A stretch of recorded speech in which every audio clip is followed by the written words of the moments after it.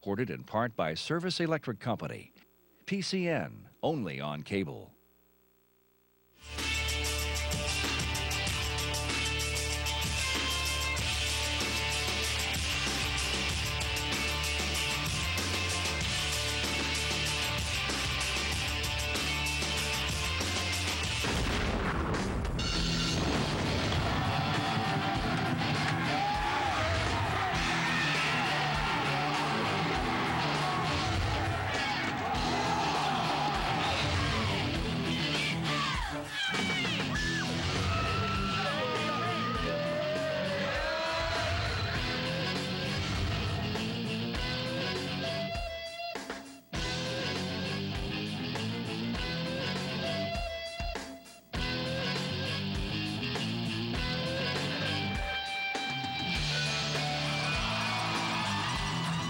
Tonight from Hershey Park Stadium, the PIAA Class Quad A Championship matchup between the Liberty Hurricanes and the Upper St. Clair Panthers.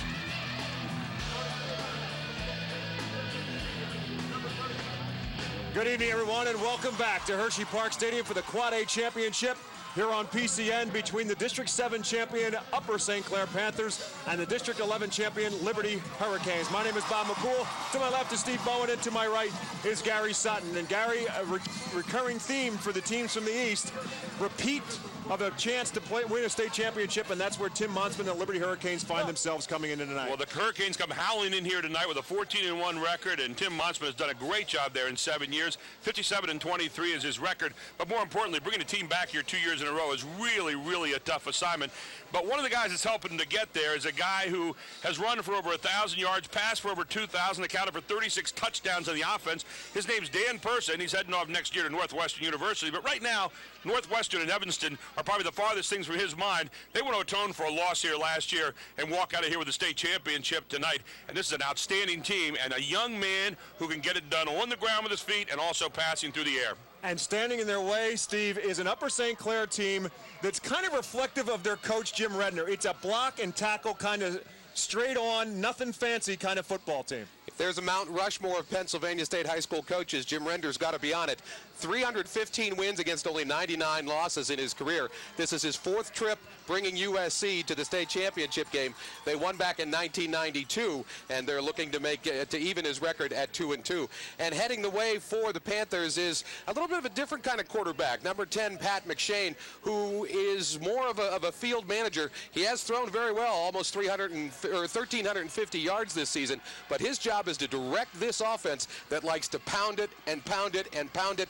And then when you think they're going to pound it, they do. They pound it again. So two contrasting styles of teams, two contrasting styles of quarterbacks. And much like we saw in this afternoon's AA game, both of these quarterbacks could have an impact on the defensive side of the ball as well. We'll throw things down to the field for the coin toss, and we'll get ready for the kickoff of the Quad A State Championship with Upper St. Clair and Liberty.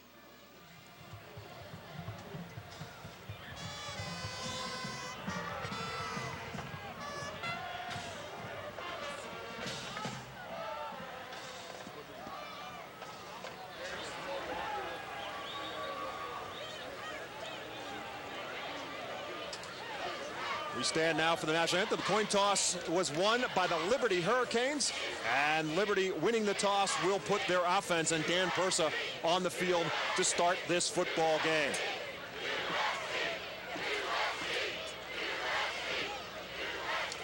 Dan Persa, the outstanding quarterback for Liberty, as Gary said, heading off to Northwestern.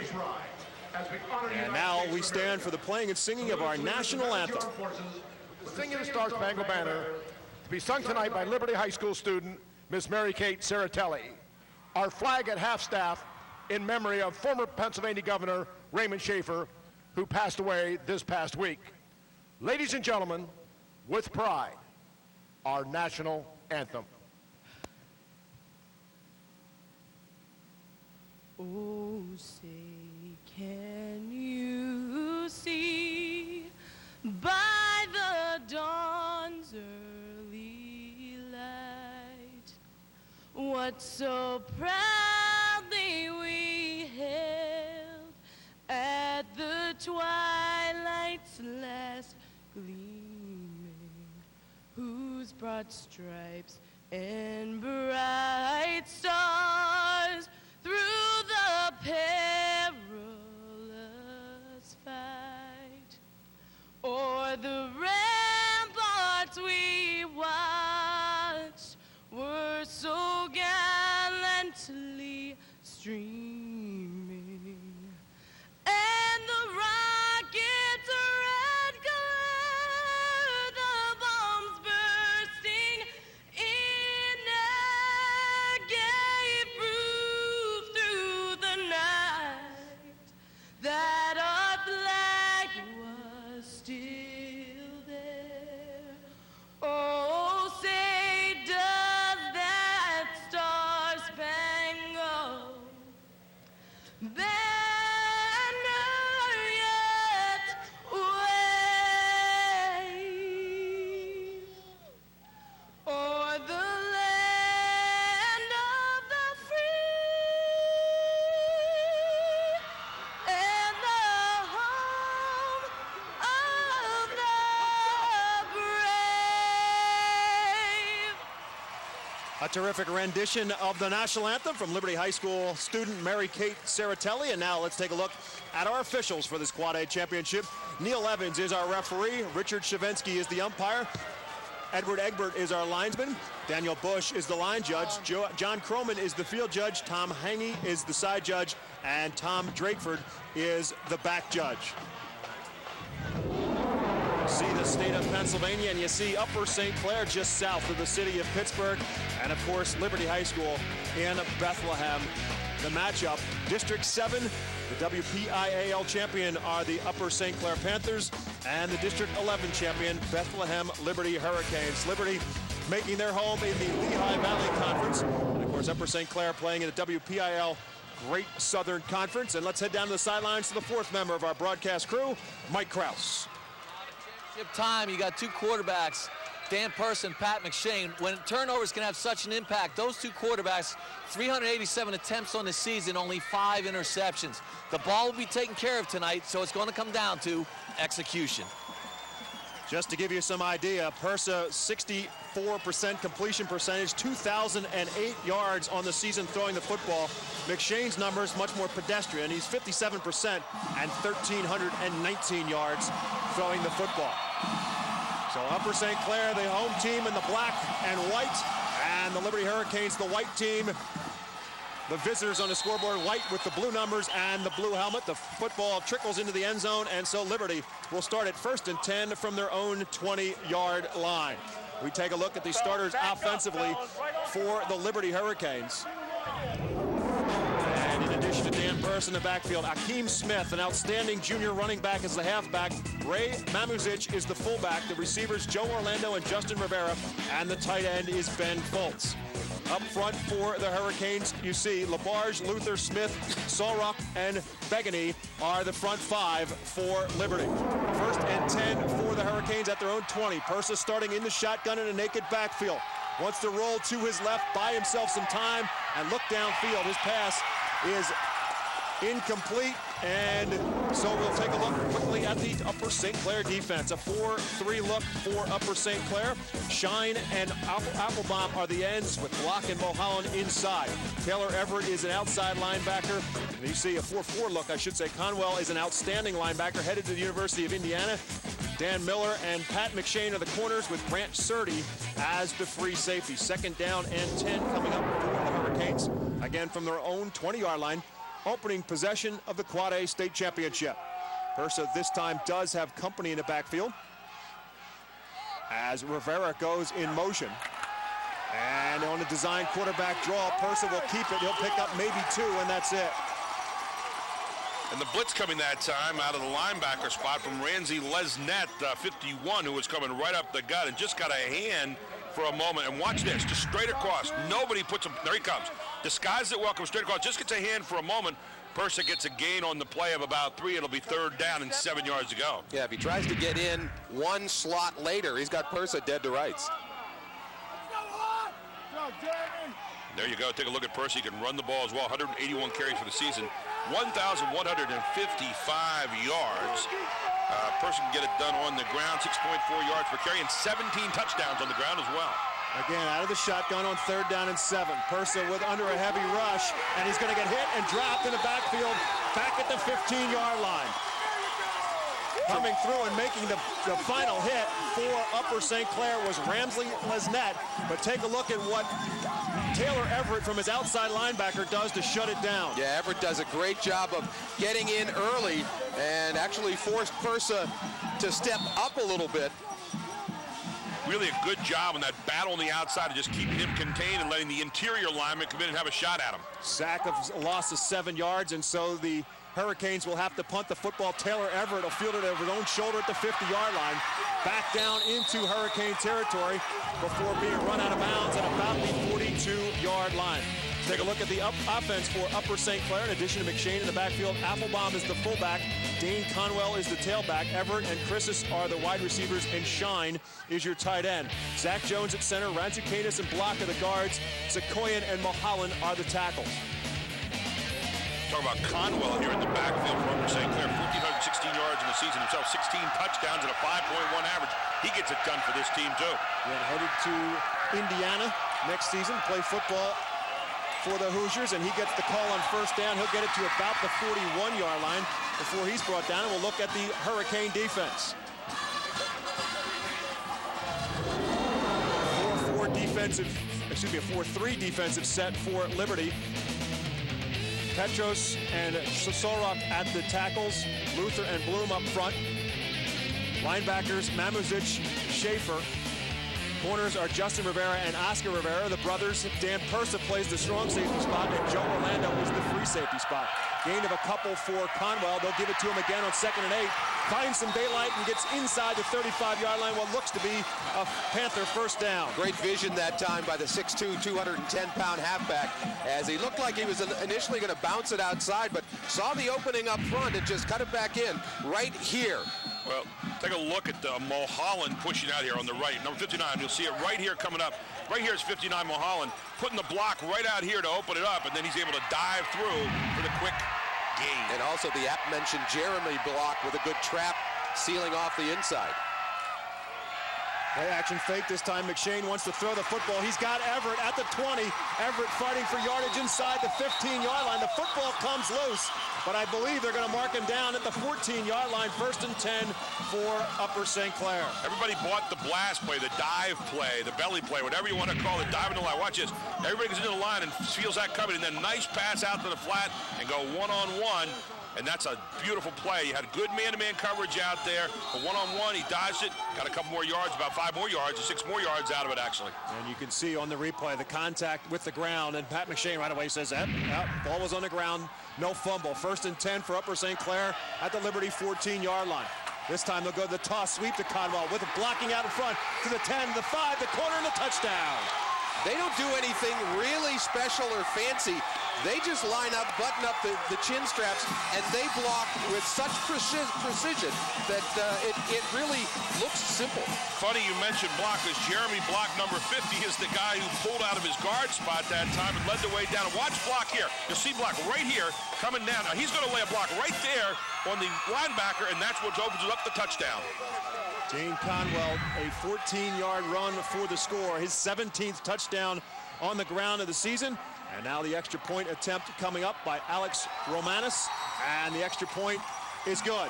9 minutes, 1 second remaining in the first quarter. Upper St. Clair with a short field to work with. They take it 43 yards in 4 plays for the touchdown. You see the block there by Block on number 10, Rivera coming down. And again, the pulling guard, and there's the block. He sustains it, pancakes him, opens it up for the touchdown on in there by Conwell. And Steve, really, in addition to what you said about a kind of a vanilla type of team as Upper St. Clair, their defense sets up everything, and that's what sets up the first score. Yeah, vanilla is an okay word. I just think that it's almost systematic, that there's not, there aren't a lot of bells and whistles to it. But again, what they do so very well and with such precision. 4 plays, 43 yards, a minute 24, with Conwell finishing off a 14-yard touchdown run. And for him, that's touchdown number 17 on the ground this season. And a great opening drive here by Upper St. Clair. And again, I think this team of Upper St. Clair, as mentioned in the open, is that so much reflective of the personality of their head coach, Jim Redner. 37 years he's been a head coach of football. One of 4 coaches in the state of Pennsylvania. He's got over 300 wins in his career, 315, 99, and 6. He's been at Upper St. Clair for 28 years as the head coach. On the return for Liberty is Oscar Rivera, and a very good return for Oscar Rivera across the 35 to the 37-yard line. But we're talking with Jim Redner before this football game a little bit about his quarterback and cornerback, Pat McShane. Well, Pat's an excellent athlete, first of all, and when we first started working with a quarterback, he had great thought processes and made great decisions right from the beginning. So he understands the game, and he understands what we're trying to do with him.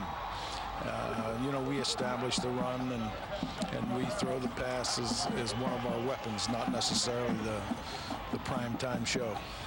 And he also plays defense as well. Did you script that, Bob? That's amazing. Timing is everything in life. Pat McShane coming up out of his defensive back spot and just laying it out that time. McShane, the cornerback, just stopping it just outside the line of scrimmage. Second down and 9 yards to go. A 1-yard hookup to Justin Rivera. Again, the Rivera brothers, a dangerous combination for Liberty. Oscar is the senior, Justin is the junior. This, for the first time, is Akeem Smith, another dangerous weapon. 1,300 yards rushing on the season, and Akeem Smith takes it out to about the 44-yard line. Isn't it funny? It's 7:58 to go in the first quarter. The first time we've mentioned this guy's name, Akeem Smith. Look at the move there. 6.8 yards a carry, 27 touchdowns on the ground this season, and it takes us till 7:58 of the first quarter to get to this guy. There's so many stars in this field here tonight. And he kind of came out of nowhere coming into this season. He was a pleasant surprise, to say the least. Got virtually, literally no playing time at all last year, but now as a junior, he's evolving into a star. Speaking of stars, Purse is in trouble in the backfield, and he's going to go down again. And a fumble on the play, but Liberty recovers. Dan Purse sacked for the second time in the football game, back at about the 41-yard line.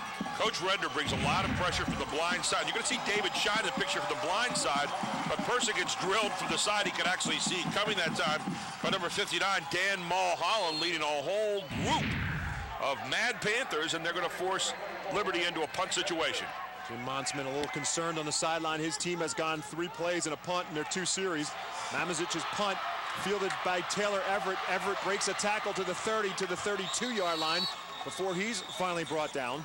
And of course, Everett was involved in one of the great plays. We'll talk about that later on, but with 6:49 to play first quarter, it's USC 7 and Liberty nothing. You're watching Quad A championship action on the PCN, Pennsylvania Cable Network.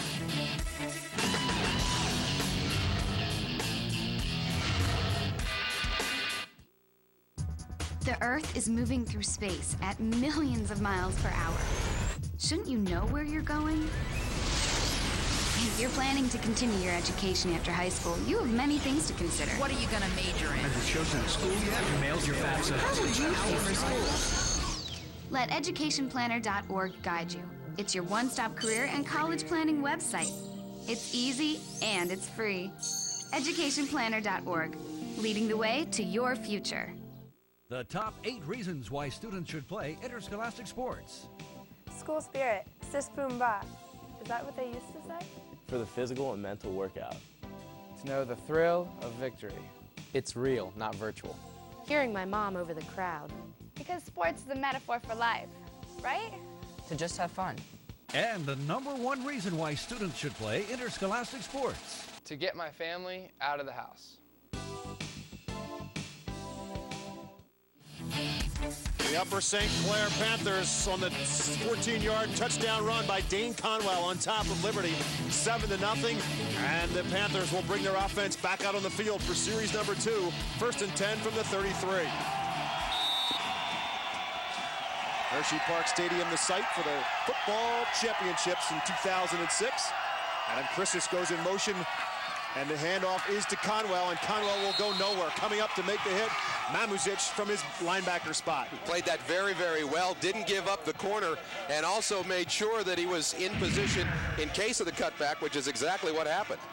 Nobody home in the blocks this time, is wide open there. Coming across number 24, that was Mamuzic, as you said, and just smelling everything out right away and stayed put. A 5-2 defensive alignment for Liberty, and that was a switch that occurred earlier in this season. Then Montsman had trouble with his defense stopping the run. They went to a 5-2 look, and they've been much better at it ever since. But some holes this time for Conwell as he breaks across the 45-yard line before Oscar Rivera trips him up at about the 47, 48-yard line. What you're going to see again, some good blocking up front there to the inside. It opens up a hole for Conwell. He doesn't need very much.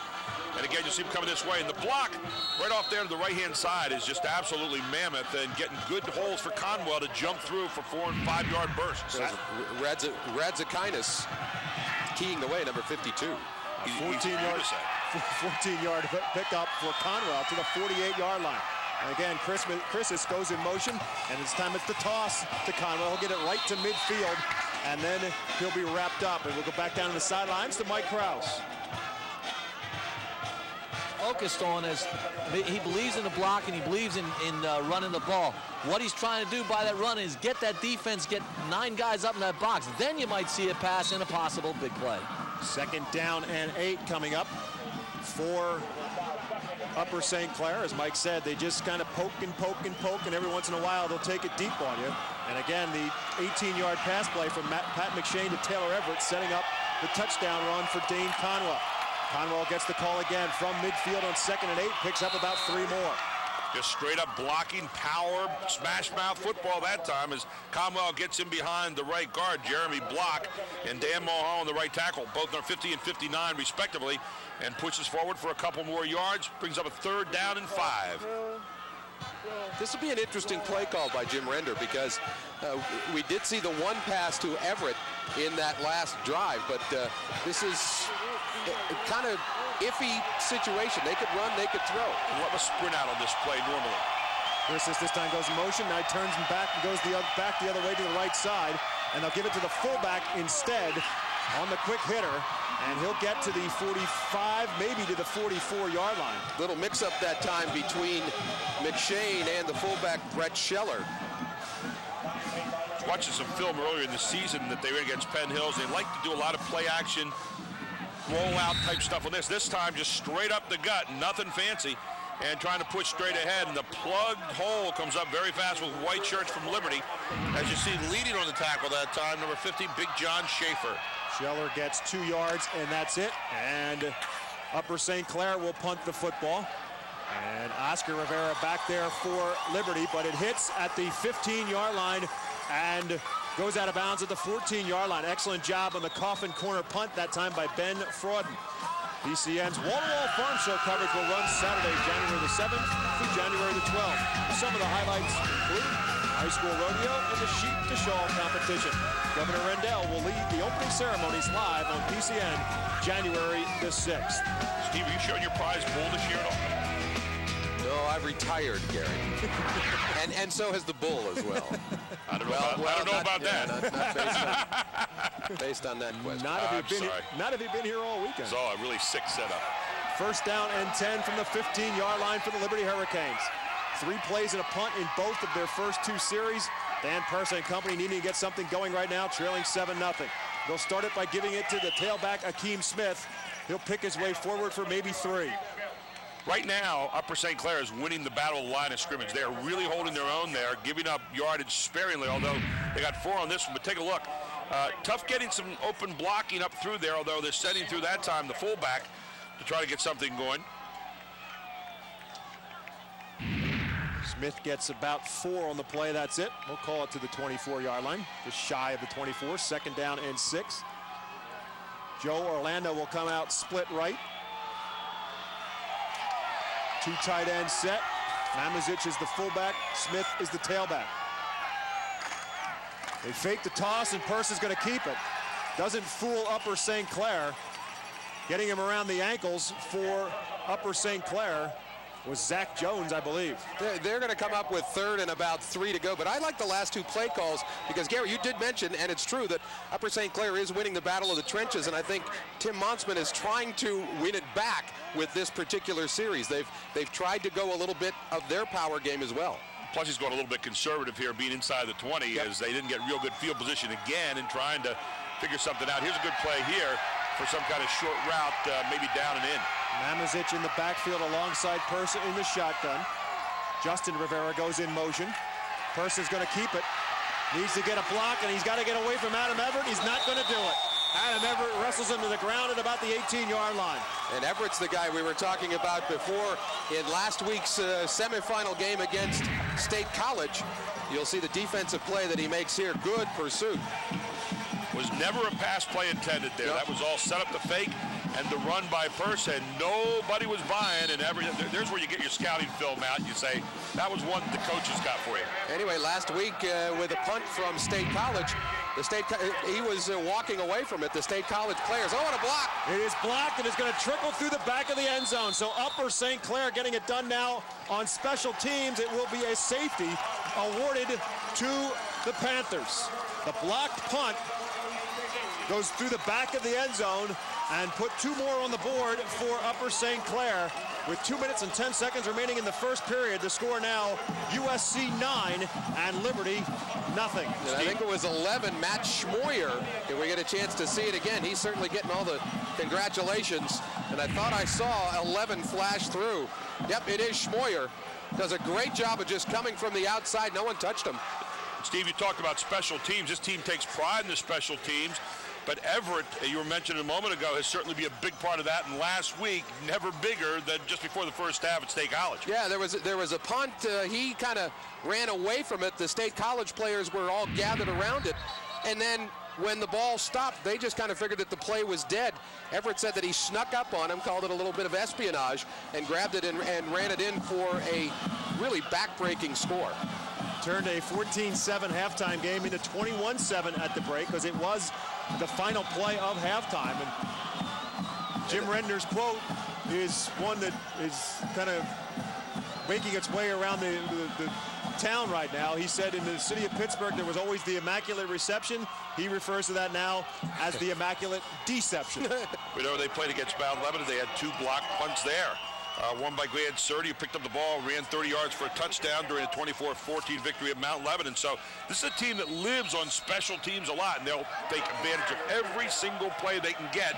And that's one of the things that makes Coach Render's teams so great over the years. Adam Christus on the return for Upper St. Clair, and the Panthers will start in Liberty territory. And catching up with Tim Monsman before the game, talking about what his defense has to do to try to come up big against Upper St. Clair. Scheme-wise, we'll try and pack the box the best we can. And in the secondary, I think we're fortunate we have some good athletes that will try and shut down receivers just playing a straight man look or rolling over the top. But we're going to try and get as many guys in the box as we can and hopefully shut it down. It's tough because they basically tell you what's coming, but no one's been able to stop it. So hopefully we can slow it down a little bit. Jim Monsman in his 7th season as the head coach at Liberty, done a great job. Here comes Christus on an inside reverse. Christus to the 30, 25, and tripped up inside the 20-yard line. And the Panthers got it going right now. Number 87, David Shine, has an outstanding block to make this reverse go. And we'll see it because it was right out in the open and it was on the contained man. And also, Jeremy Block came pulling again and sealed the inside. Now you see Shine right there. Look at that, finishing it off. And on the inside, it was Jeremy Block just sealing off the inside man right here. Block seals there, and now Shine seals here, and guess what? That's where you're heading. 25 yards is what Adam Christus ends up with. 1st and 10 for the Panthers at the Liberty 19-yard line. This time out of a straight eye, it's Conwell who'll get the call, and Conwell get maybe to the 17. Pickup of 2, it'll be 2nd and 8. That last play, that inside reverse is kind of, I think, a little bit more normal for what Upper St. Clair tries to do. They have this reputation of everything's between the tackles and they just try and wear you down. But they will run a lot of variety of plays. It's just, it all revolves around a big, very good blocking offensive line. Christmas this time goes motion left to right. Out of the eye, play action fake, and McShane is going to throw for it. He has Taylor Everett inside the 10-yard line, down to about the 8-yard line. So again, Taylor Everett comes up with the big pass reception, and it's going to be... Well, watch Everett. Everett's just going to come down here and go out, and it's a beautiful time pattern. The ball was waiting for Everett when he got there. That's how good it was for McShane. Look at that.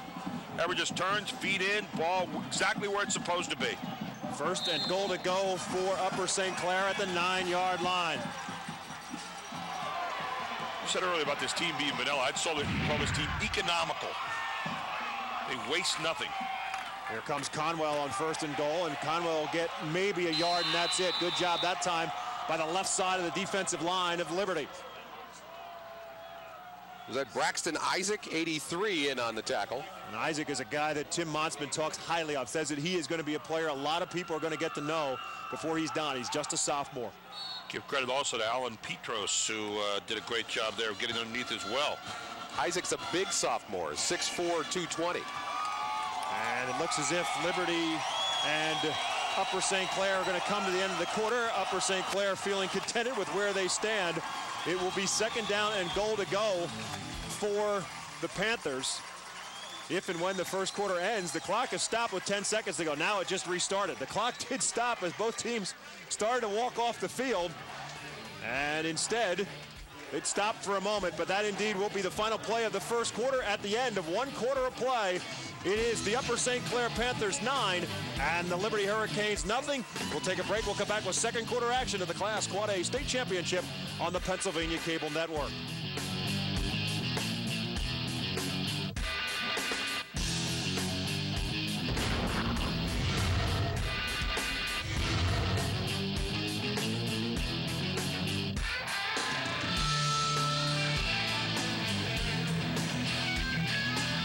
This PIAA Sports Championship on PCN is underwritten by the Association of Pennsylvania State College and University Faculties. Every day, APSCA faculty and coaches of the 14 state system universities are making a difference in the lives of students. Committed, dedicated, that's APSCA, Pennsylvania's own state system faculty. And by PIAA, Pennsylvania's best choice for affordable student aid solutions, is proud to be a sponsor of the PIAA Football Championships.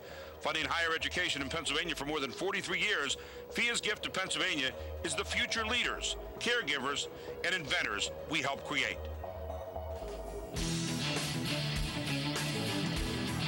The Liberty Hurricane faithful trying to encourage their defense right now. It finds themselves in trouble as we start the second quarter. Alongside Gary Sutton and Steve Bowen, my name is Bob McCool. Mike Krause on the sidelines with us. Upper St. Clair trying to extend their lead, which is 9-0 right now. Pat McShane rolling out, finding his fullback, Neil Applebaum, but the officials are going to wave off the play. What really makes that play interesting is a slant blocking to the right, and then Applebaum just kind of slips out to the left-hand side, and McShane finds him out there, but Applebaum not able to hold on to the ball. So the first incomplete pass of the game. See, everything's coming this way, and then you come right back to the other side, but there it was. He was open and just not able to hang on. Under the pressure of Oscar Rivera, Applebaum couldn't hold on. It'll bring up third and goal from the 8. Out of the I formation behind McShane.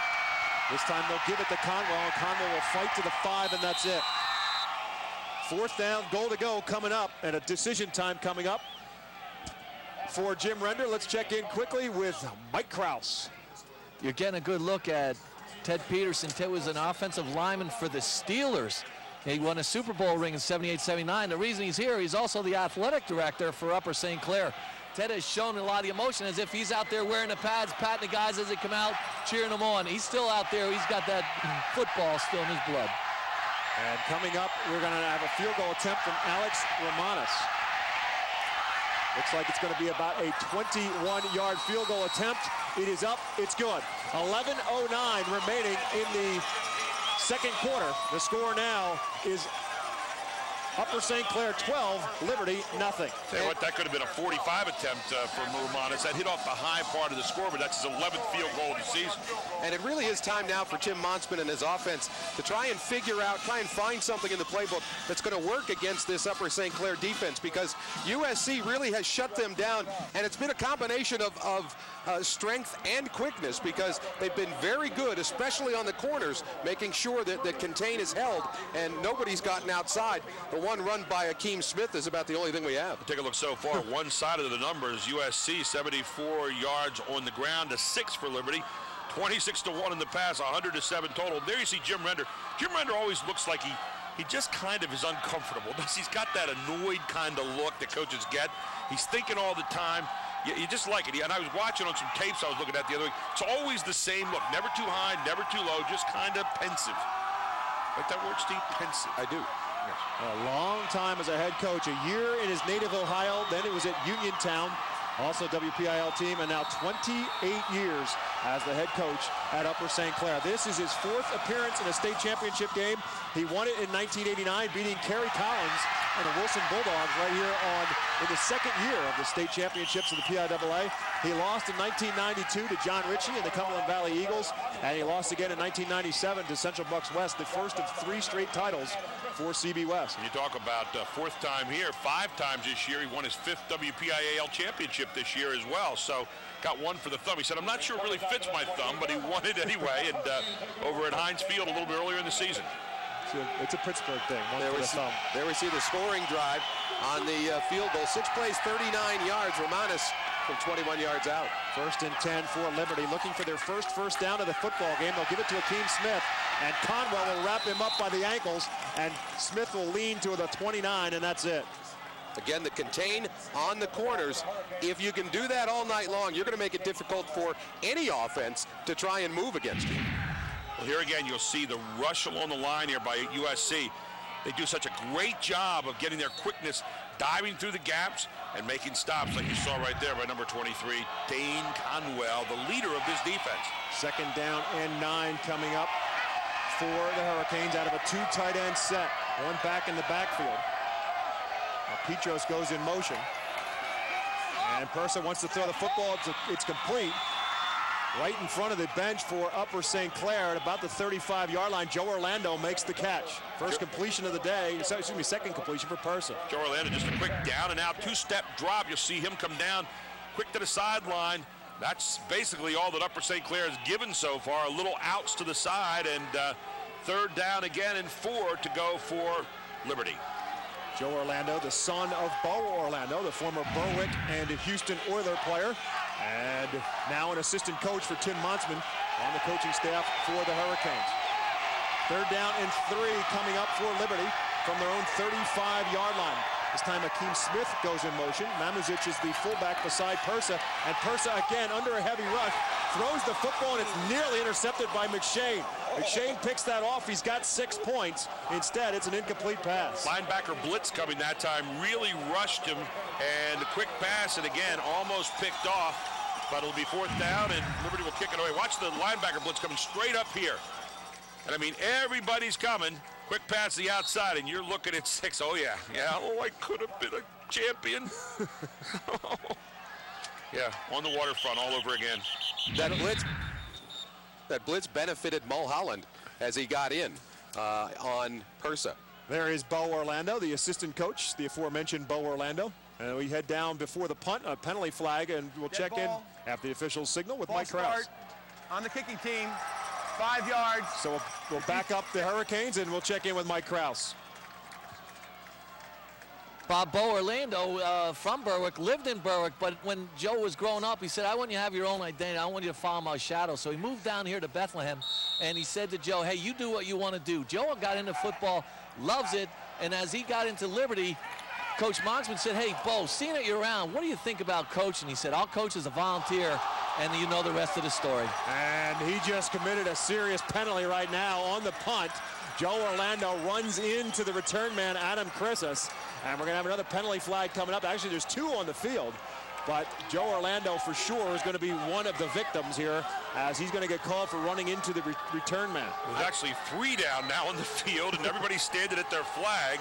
I think that they're all for the same thing, though. Take a look at this. Yeah, you got to give him a chance to catch the football. Actually, it was Everett, the return man, not Chris's. So there's one flag we know for sure, but each official is standing over his respective penalty flag right now. This is mine, this is yours, and that's mine. Never the twain shall meet. Maybe they have a monogram. Talked about Bo Orlando. Of course, a lot of people remember he played at Berwick and won a mythical championship there, but they did not have the state championships at the time. He graduated the year before they got started here. Took his hard-hitting style to West Virginia, where he led the Mountaineers to an 11-0 regular season record in '88. Ended with a national championship game lost to Notre Dame, did Bo Orlando. Played in the NFL for 9 seasons, only 5'10", 195 pounds. Most of them as a starting cornerback and safety with Houston, San Diego, Cincinnati, and Pittsburgh before he retired in '98. And he said, I'll do this job right here, but I don't want to be paid. You can see Bo Orlando brings an awful lot of expertise to the side, and he's also a member of the Pennsylvania News Century All-Football team. Interference on the kicking team, 15 yards, re-kick, you play 4th down. So the penalty will go backwards, and Upper St. Clair will say we'll take the penalty and re-kick. So that's the decision from Jim Redner.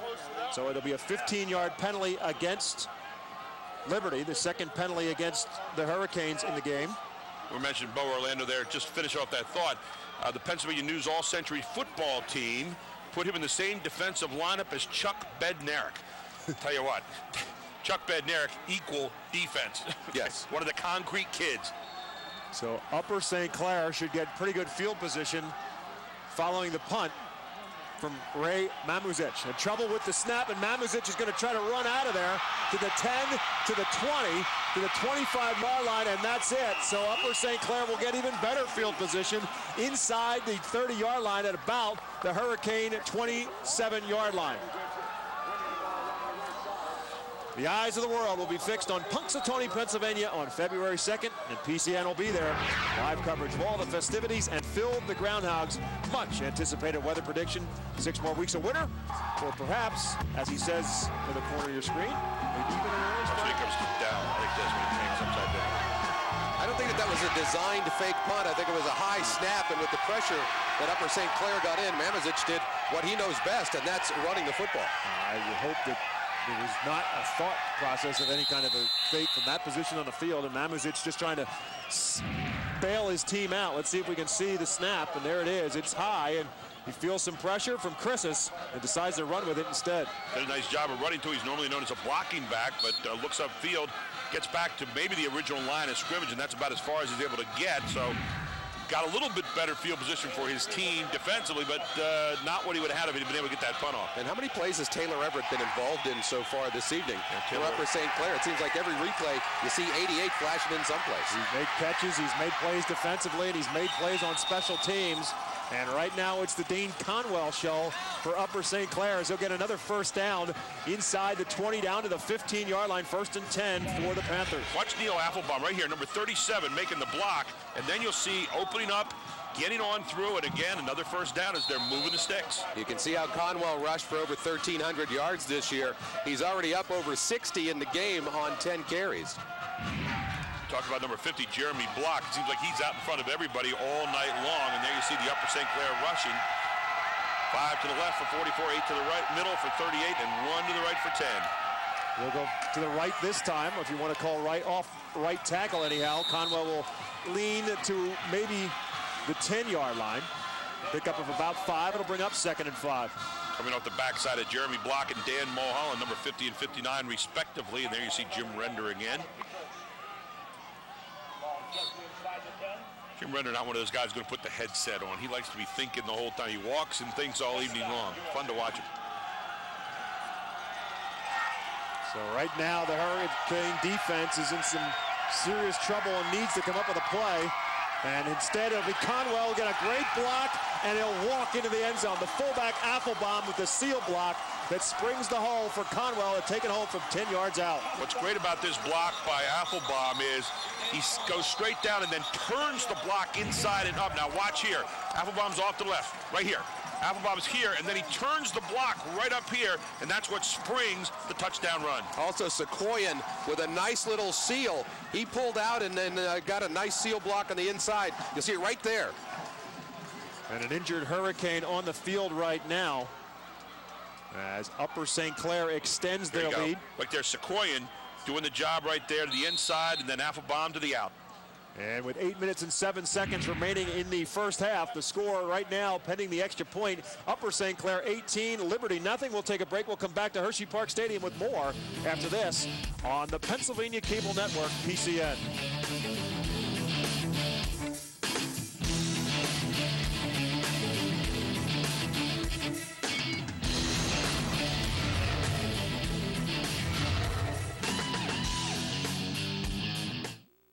Coaching, caring, inspiring, teaching. Every day, APSCUF faculty and coaches of the 14 state system universities are making the difference in the lives of students. Their experience in athletics definitely affects their performance in the classroom. I think it's discipline in the athletic world. I think it's discipline that makes you great in the academic area as well. Committed, dedicated, APSCUF, Pennsylvania's own state system faculty. I want them to aspire to greatness. In all the world, there are a select few who at their very core are capable of incredible transformation. Under the most grueling conditions, they are shaped, hardened, sharpened, ready to stand among the most elite of all warriors, the few, the proud, the Marines.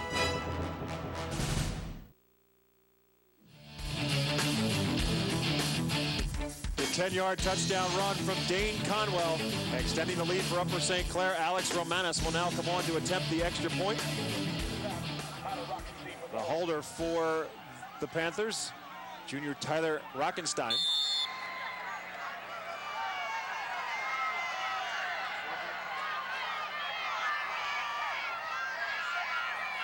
Snap good, hold good, and the kick is up and through the uprights, actually off the scoreboard from Romanis. And now the score is Upper St. Clair 19 and Liberty 0. And it's like watching a surgeon right now going scalpel, knife, scissors.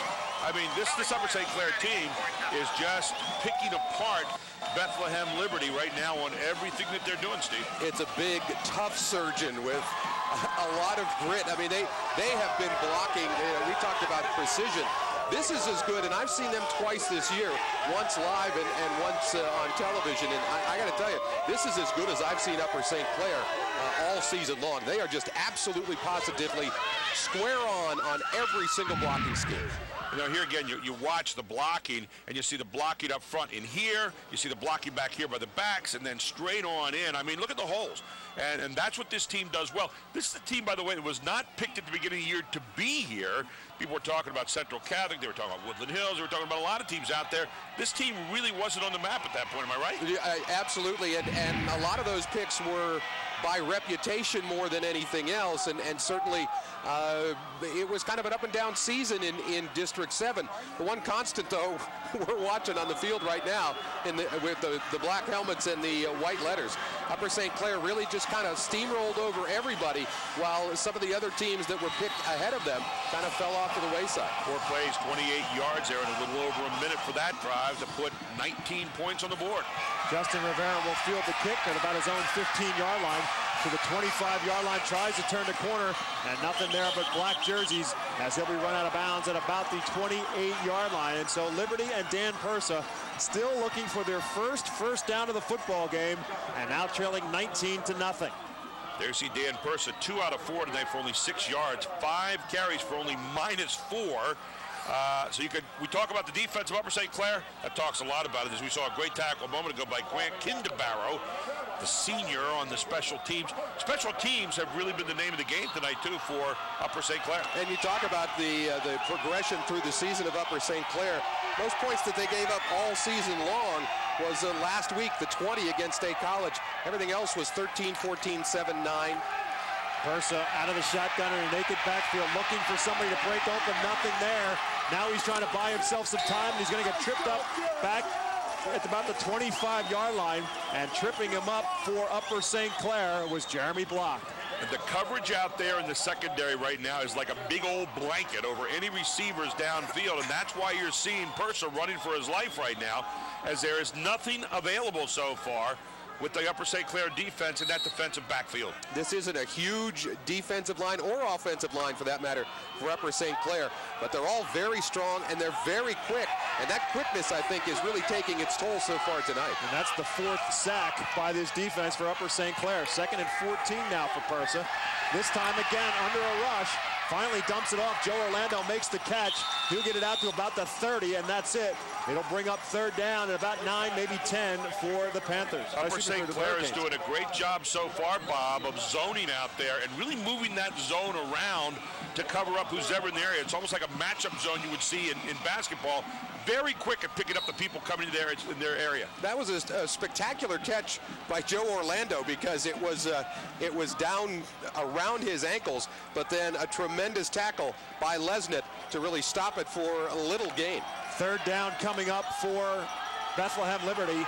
3rd and 9 from their own 30-yard line. Big play coming up. The Liberty Hurricanes looking for their first down once again. Purser out of the shotgun. Buys himself and has some time this time, looking to go deep, but his pass is over the head of Akeem Smith and incomplete. Now we'll head down to the field for Mike Krause. Bob, John Schaefer's left knee, they're icing it. Talk to the trainers. He will not return. John Schaefer you see on the sidelines, and that is a big injury. John Schaefer actually taking the place of Mike Hitchings, who had his leg broken last week. Hitchings, a two-way player at center and linebacker, and Schaefer took his place at the linebacker spot. So now really, by the definition, the 3rd team linebacker out there for the Hurricanes. Taylor Everett has some trouble with the punt return and finally falls on the football back at the 40-yard line. We talk about discipline, we talk about precision.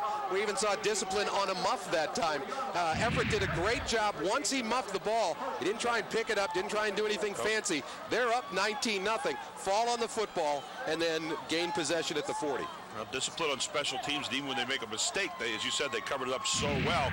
But watching this team defensively so far, that last series, on the last play, man-to-man defense that time, coverage everywhere, responsibilities, very disciplined. 1st and 10 for the Panthers from their own 40-yard line. Christus again in motion. I formation, Applebaum the fullback, Conwell the tailback. Conwell turns the corner to the 50, 40, and a foot race down the sidelines. Conwell to the 20, the 10, the 5, touchdown. Dane Conwell, number 3 on the night. Started with a block by his fullback, 37 Applebaum, and then a tremendous seal on the outside by number 40. Oh, there's a flag on the play. Sitting right on the 50-yard line. It's hard to see. Now watch the seal right here. Applebaum is coming down, and you're going to see one heck of a block coming up right in here, okay, as he comes down and then comes back right here and seals a block, opens up the cut right through the middle. And then Christus with a nice block downfield, and I think they're going to call him for holding. And so wipe out the 60-yard touchdown run for Dane Conwell. On the offense, 10-yard penalty, repeat 1st down. And a breath of fresh air for the Liberty Hurricanes, to say the least. And the penalty will take the 6 points off the board, and it will back Liberty up. For Liberty right now, you're looking just for something. I mean, you really haven't found anything so far in this game that has you interested, and you can see Tim Monsman's very interested at the moment. He says, what can we do? That's about as close to the ultimate do-over as you're going to have. The penalty took place on the 50-yard line. They started at the 40. It's a 10-yard penalty. It's kind of like, okay. So it was 1st and 10 at the 40, and now it's 1st and 10 at the 40. But the only difference in that do-over, Steve, is there's no more 6 less points on the board. Yep. Conwell will go after it again, and Conwell will fight back close to the 50 once again before he's finally brought down. Purser in on the tackle. Actually, that's 33 Oliver Hawk, as Conwell was out for at least one play after that 60-yard run. Brett Scheller's in there this time, number 35, and he's going to lay out it right here, lay out a heck of a block right in there, and again, it's going to open up yet another hole. A 9-yard gain for Hawk to the 49-yard line. 2nd down and 1 now coming up for the Panthers. 5:57 remaining 1st half. Upper St. Clair 19, Liberty 0. Quad A state championship. McShane under center. Conwell back in there. Actually, Hawk stays in there at the tailback spot. And McShane's going to run with it, and he'll get into Liberty territory. Shoved out of bounds at about the 47-yard line. Nice job by Jim Render after that long run. Not only did he take 23 Conwell out, but also the blocking fullback Affelbaum, and he's got Schiller 35 replacing Affelbaum and Hawk replacing Conwell. Those two guys are juniors. Great idea to get some playing time for kids who are going to be starting next year. Talks also about the confidence you have in the depth of your team. Awful long way to run for a first down, but a well-conceived play to get it. 4 yards on the first carry of the night for McShane, but it's good for a first down. Everett stays in at fullback, and Conwell's back in at tailback, and Conwell causes a traffic jam in the backfield. Liberty standing him up. He does fall forward to the 45-yard line, pickup of 2. Good job of the line of scrimmage that time by Liberty with the surge. As on the play, you're going to see number 54, Zachary Borgi getting in there on the tackle. 2-yard pickup for Conwell. And you'll see the play one more time. And a much better job by Liberty that time of clogging some gaps. 2nd down and 8 for the Panthers. This time out of a broken eye. Affelbaum back in there at the fullback spot. Play action fake from McShane. Looks to go downfield. Now he's going to run instead. He'll get to the 40 and try to sidestep his way to a first down. Going to be very close, depending on how long he stayed in bounds at the 37-yard line. Dan Mulholland sustained his block and held on to it, and that's what allowed McShane to really get downfield that time. A little bit of a impromptu play. Now watch number 59 right here. He stays on his block right here the whole way, and by doing that, he now opens up the space right behind. I'm not so sure that was impromptu, Gary, because if you watch some of the other blockers downfield, I don't think Jim Render's club releases downfield if it's a design pass play. And McShane just rolled out a little bit, cut up sharply inside. Now they go to a power backfield. 7-yard pickup for McShane, sets up a 3rd down and 1. And it's Everett, the fullback, who gets the call. They had both Affelbaum and Everett, along with Conwell, in there. The 2 fullbacks, and Everett bowls his way forward for another Upper St. Clair first down. Gets right in number 52, Ratsukaitis, who pushes right on through there, and you'll see him diving forward for the first down. Actually, let me correct myself. That was Brett Scheller, number 35, is the fullback. You got Scheller and Affelbaum are the 2 fullbacks. We've had Hawk in addition to Conwell at the 2 tailback spots. Ratsukaitis, number 52, pancaked his guy that time off the left side. And I believe it's Scheller again who gets the call on 1st and 10. Yep. He'll get maybe to the 25, maybe to the 24. After an 11-yard pickup, he picks up 3 more. We talked about this offense being relentless on the ground, and a good indication of that is how quickly this first half is moving. We're coming up on 4 minutes left in the half, and it seems like they just started about 5 minutes ago. Well, what happens here is they're keeping the Liberty defense on the field the whole first half, and I mean just pounding on the front of that line. And as Steve said a moment ago, the longer this goes, the bigger the hole for Liberty. A defense of Upper St. Clair that has given up an average of 10.3 points per game on the season. Here comes a reverse and a fake reverse as McShane's going to keep it and throw. Looking for his tight end Shine, and coverage downfield. The Panther defenders, the Panther fans looking for a pass interference penalty. Nothing called. The defense, as Gary said, from Joe Orlando. And Joe Orlando, Bob, just a great play on that. You want to watch super coverage, watch this. Orlando comes right over the top, bats the ball away. That was perfect defense. Yeah, you don't draw that up any differently. Dad taught you good I was just going to say, yeah. it helps to have a dad who played 9 years in the NFL. There you go. At least for technique purposes anyway. Dad taught him that in the backyard. 3rd down and 7 coming up for Upper St. Clair. McShane this time going to roll out. Is he going to keep it or is he going to throw it? He's going to dump it off to Conwell, to the 15, spins to the 10, to the 5, and finally brought down at the 4. Dane Conwell showing you why the Indiana Hoosiers want him to come to school there next fall. I watched him in a film against Penn Hills, and he loves that play. He loves to come right to the line of scrimmage, and what he does, now watch this, he makes everybody come up like this, okay, and everybody's kind of all of a sudden watching for the run, and then look what he's got. A man open there at the last moment, just kind of say, okay, a little pitch and catch here, touchdown. Showed the athletic ability, too, that also makes him a very fine point guard on the Upper St. Clair Panther basketball team. That was kind of an alley-oop pass. Well, not quite a touchdown here, but the idea was, I think, that eventually. He makes the catch And then the running back in him makes the spin to the 4-yard line. 20 yards on the pickup from Pat McShane to Dane Conwell. And 1st and goal to go coming up for Upper St. Clair following a Liberty timeout. I always love the rollout quarterback because you always have options. And if you have a guy who knows where the line of scrimmage is well, can make that little jute toward the line, pull the defensive linebackers come up, you're in great shape. Basketball season. Speaking of Dane Conwell being an outstanding basketball player, basketball season right around the corner here on PCN. We'll be there starting in January with our high school game of the week. Our regular season coverage will culminate in March with the PIAA Championships live from State College. Check out our website for more information, PCNTV.com. And again, the basketball schedule, the regular season basketball schedule will be released on our website, PCNTV.com, in the next couple of days. Talking about athletic quarterbacks that can roll out, one of the reasons that they roll Pat McShane out so much is that he's not the tallest guy in the world at 5'10", but by moving him one way or the other, it really gets him in better lines of sight. 1st and goal, they'll give it to Conwell. Conwell will fight and get the touchdown. So Conwell had his 3rd touchdown taken away by a holding penalty, but he gets it back here, this one from 4 yards out. What you're going to see here is a great block by Sequoia, number 68, right along the line of scrimmage. And Dan Mulholland as well comes over. And they are going to seal inside to the right. And there you see the look on the other side. Watch this, right here. You're seeing 2 great blocks to the inside.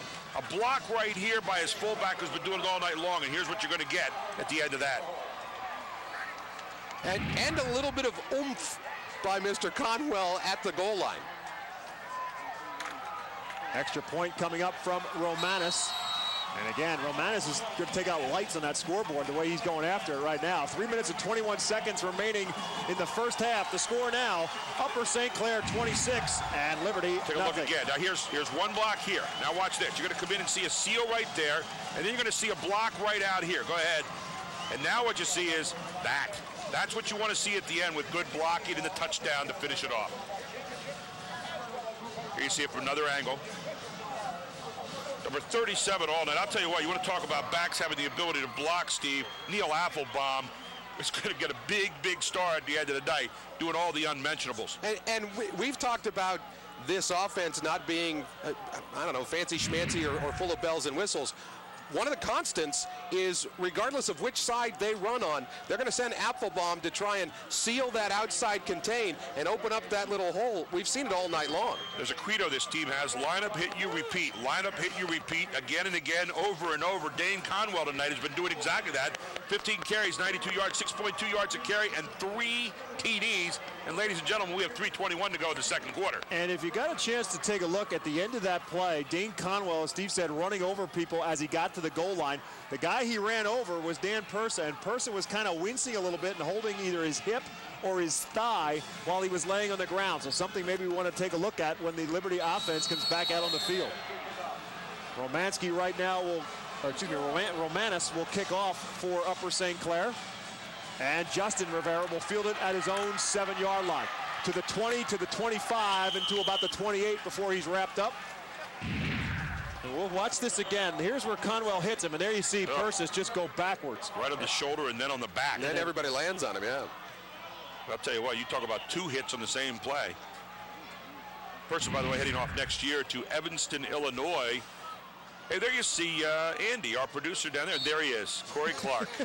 the ubiquitous one. And Andy, look at Andy. Doesn't he look good? He has the Christmas colors on. He's got the Christmas T-shirt. I was going to say it's our brain trust, and then I thought better of it. By the way, 5 3 and outs for Liberty. This is their 6th possession. Again, out of the shotgun. Mamuzic will stay in the backfield with Persa. And this time they try to go with that quick slant pass to Joe Orlando, but it is an incomplete pass instead, and it'll bring up 2nd down and 10. Here you see Orlando now coming on the quick down and in, but again, maybe just a little bit too mustard on that one. Too much mustard on that one. And even when they just rush traditionally, Liberty's keeping Mamuzic in, or Mamazic in, so that he can guard against Persa. You say Mamizic, I say Mamuzic. And for the Mamuzic family, there you go. But it will be, just so we know, it is Mamuzic. And for what it's worth, 4 sacks in the game for Upper St. Clair. And Persa's going to keep it this time. Not going to get much, maybe to the 30, and that's about it. We'll call it the 29 to be exact. Gain of 2, 3rd and 8. Take a look here again, and not a lot of running room there, as you can see, and shedding the block one more time, number 59, Dan Mulholland, and someone losing a helmet down there on the bottom as well. Left guard Joe Luther lost his helmet. And a timeout called on the field with 2 minutes and 48 seconds remaining. Yeah, I like the timeout because you really have to find an answer. You don't want to give the ball back to Upper St. Clair. It'll be with about 2.5 minutes left in the first half. You're already down 26, and you haven't been able to muster any kind of offense. Actually, Steve, it was Upper St. Clair that called the timeout. So that's why, as opposed to Liberty calling the timeout, Upper St. Clair thinking, let's try and get the football back. It has been a perfect effort so far by Upper St. Clair. By the way, you talk about Upper St. Clair. Do you know where the school gets its name, guys? Actually, no, I don't. Revolutionary War financier and early U.S. Congressman Arthur St. Clair, who received a massive land grant in western Pennsylvania for his help in the War for Independence. Now, the other school, named after Upper St. Clair out in your area, also won a WPIAA title. Is Clairton. There's Clairton. There you go. We head down to the sidelines. Mike Kraus catching up with victorious head coach Brett Comp, who won the AA game this afternoon. Brett, now there was a critical part at the end of the half where you had that timeouts and then you decide to make some critical decisions. Do you reflect on that a little bit? Yeah, you know, it takes me a while to reflect on everything. A lot of it really hasn't sunk in yet, but the timeout that you're referring to, the timeout that Jeanette took for our field goal, I think, is that the? Well, you took the timeout on defense first, taking that risk down here with the clock and possibly going out, and then the timeout with Jeanette. Oh yeah, I really don't know what was on their minds or anything like that, but if you're referring to the field goal, is that the? Yes. Okay, yeah. There's 2 seconds left on the clock, and for whatever reason, we're going to have to snap the ball immediately once they put the ball in play. 3 points is pretty critical at that point, obviously, in a 1-point win. For whatever reason, they called a timeout. I don't know why that was. Maybe they were thinking we were going to fake it. Maybe I really don't know. You'd have to ask Ray that question, but it ends up paying off for us. We could be a little more leisurely about doing things, and Mike did a great job of putting it through the uprights. Now we have you here for the 4A game. You're in support of your buddy Tim Moxman? Yes, absolutely. Things aren't going real well right now, I know, but I have a feeling Liberty's going to go into half and make some adjustments. They just need to generate a little momentum right now. I think they'll be okay. Thanks, Brett. The eternal optimist, and congratulations, and enjoy that championship.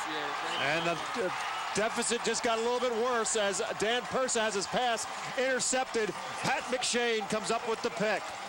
Here's a film you want to watch right here if you want to see how to play man-to-man defense on the outside. You're going to see Pursa on the rollout. McShane anticipating it the whole way, had it scouted out, and he is just going to be one step ahead of his counterpart on the other side. Watch this.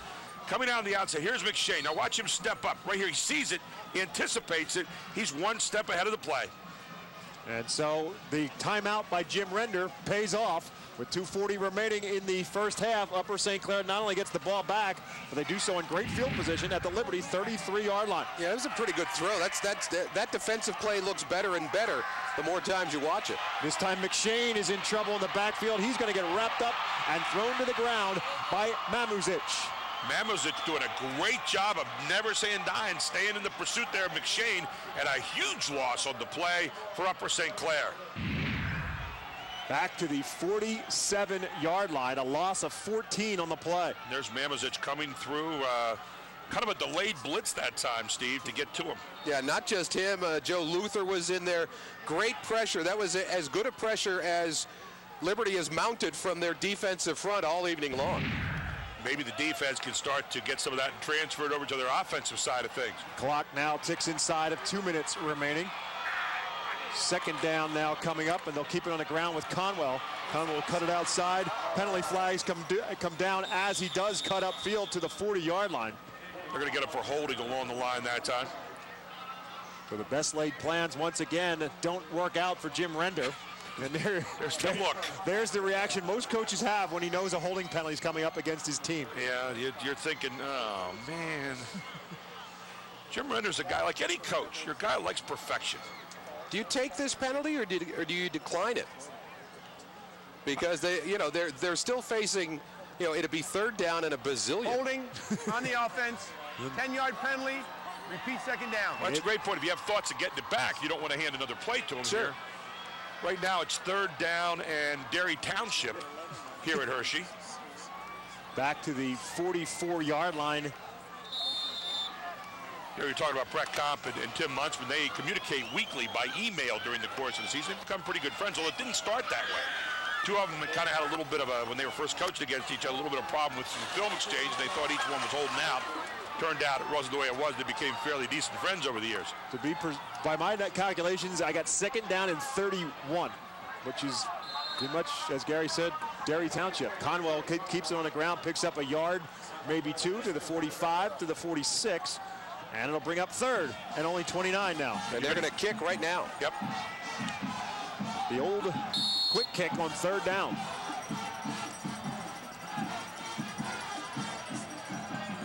Kind of interesting right here. You're going to let this clock go down. I'm not sure we're going to see a kick here right away. Yeah. There you go. Here we are. Oh, and a What good a one. boom. Oh. And it stops and hits at the 5 and falls out of bounds at the 2. Talk about your play of the game. Ben Frodden, the punter, just made a spectacular special teams play. Boy, when it's going 54-yard punt. When it's going right, it's going right, and every bound's going against that guy right now and his team, Tim Muntsman. I mean, that was just a gorgeous spiral. That's the way you draw it up, and then it goes out about the 1.5. Watch the technique. Great job of just holding it slight angle. Look at this, and then hits, and a little English to the right. And bounces just out of bounds, and oh, yeah, I know. It's been like that all night long. 54-yard punt by Ben Frodden. Out of bounds at the 2-yard line. And now you got to play it pretty conservative here to end the half if you're Liberty. They will do that as they will keep it on the ground. Akeem Smith will get the call, and Akeem Smith will get maybe 2, and that's it. Hey, what if I'm Liberty right here? I'm taking a knee.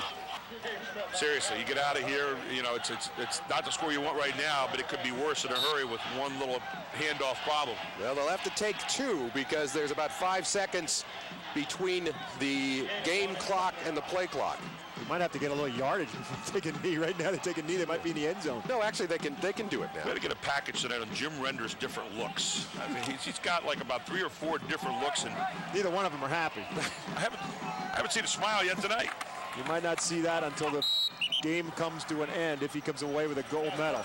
And that will be the final play as Percival just keep it on the ground, maybe pick up a yard, and that's about it.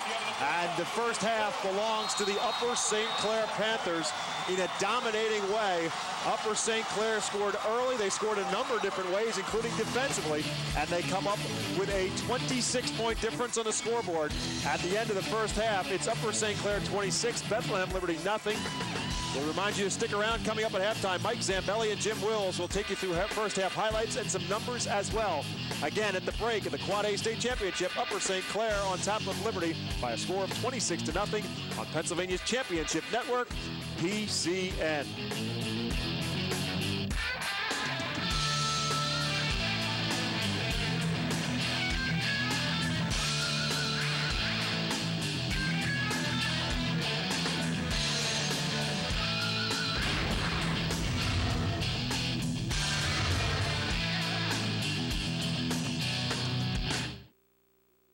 When it came time to think about college for our son, we felt kind of torn.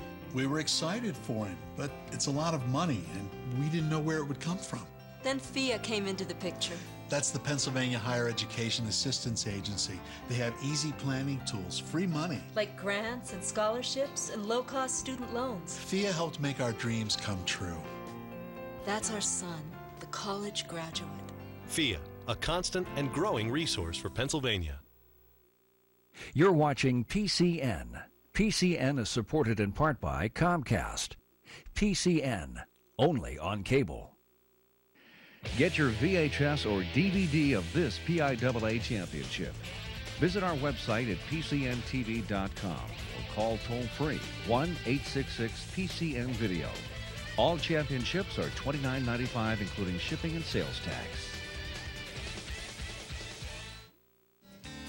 The State Farm Show has something for everybody. Which event are you better suited for? Trying to hold on for just a few pulse-pounding seconds to a frenzied, ground-shaking 1,800-pound bull? Or maybe you prefer a contest where you weave sheep's wool into a colorful shawl.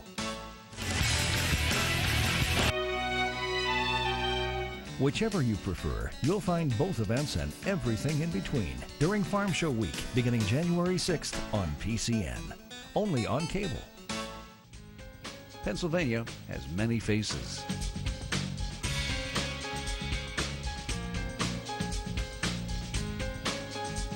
PCN brings them all together.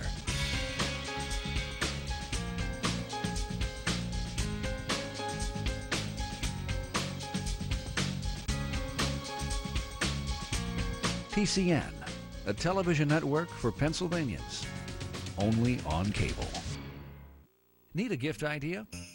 How about a PCN tour or a Gettysburg Battle Walk for the holidays? If the person on your list likes manufacturing or following in the footsteps of Civil War soldiers, go online and visit the PCN store for a list of tours and battle walks you can buy on VHS or DVD. And now you can preview parts of our most popular programs before you buy.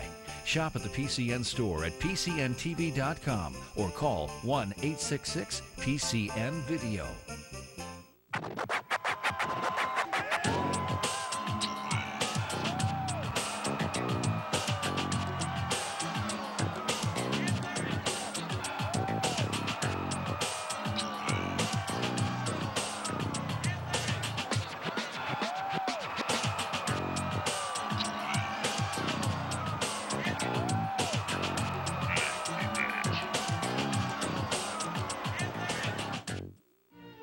PCN tours can be watched at your desk or on the go too. Just visit PCNTV.com. Click on PCN Online and watch tours at the usual times during the week. Or click on Podcasts and download a tour and watch it anytime you want on your computer or your video iPod. Get PCN tours the way you want them, on cable, online, or on your iPod.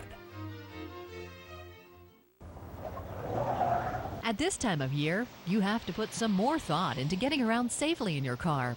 And if you're traveling around Pennsylvania, you need more than a local forecast to help you make plans. That's where Weather World comes in. The team at Weather World brings their years of experience together to tell you about weather conditions all over the state every weekday. Weather World, weekdays at 5:45 p.m. on PCN, only on cable.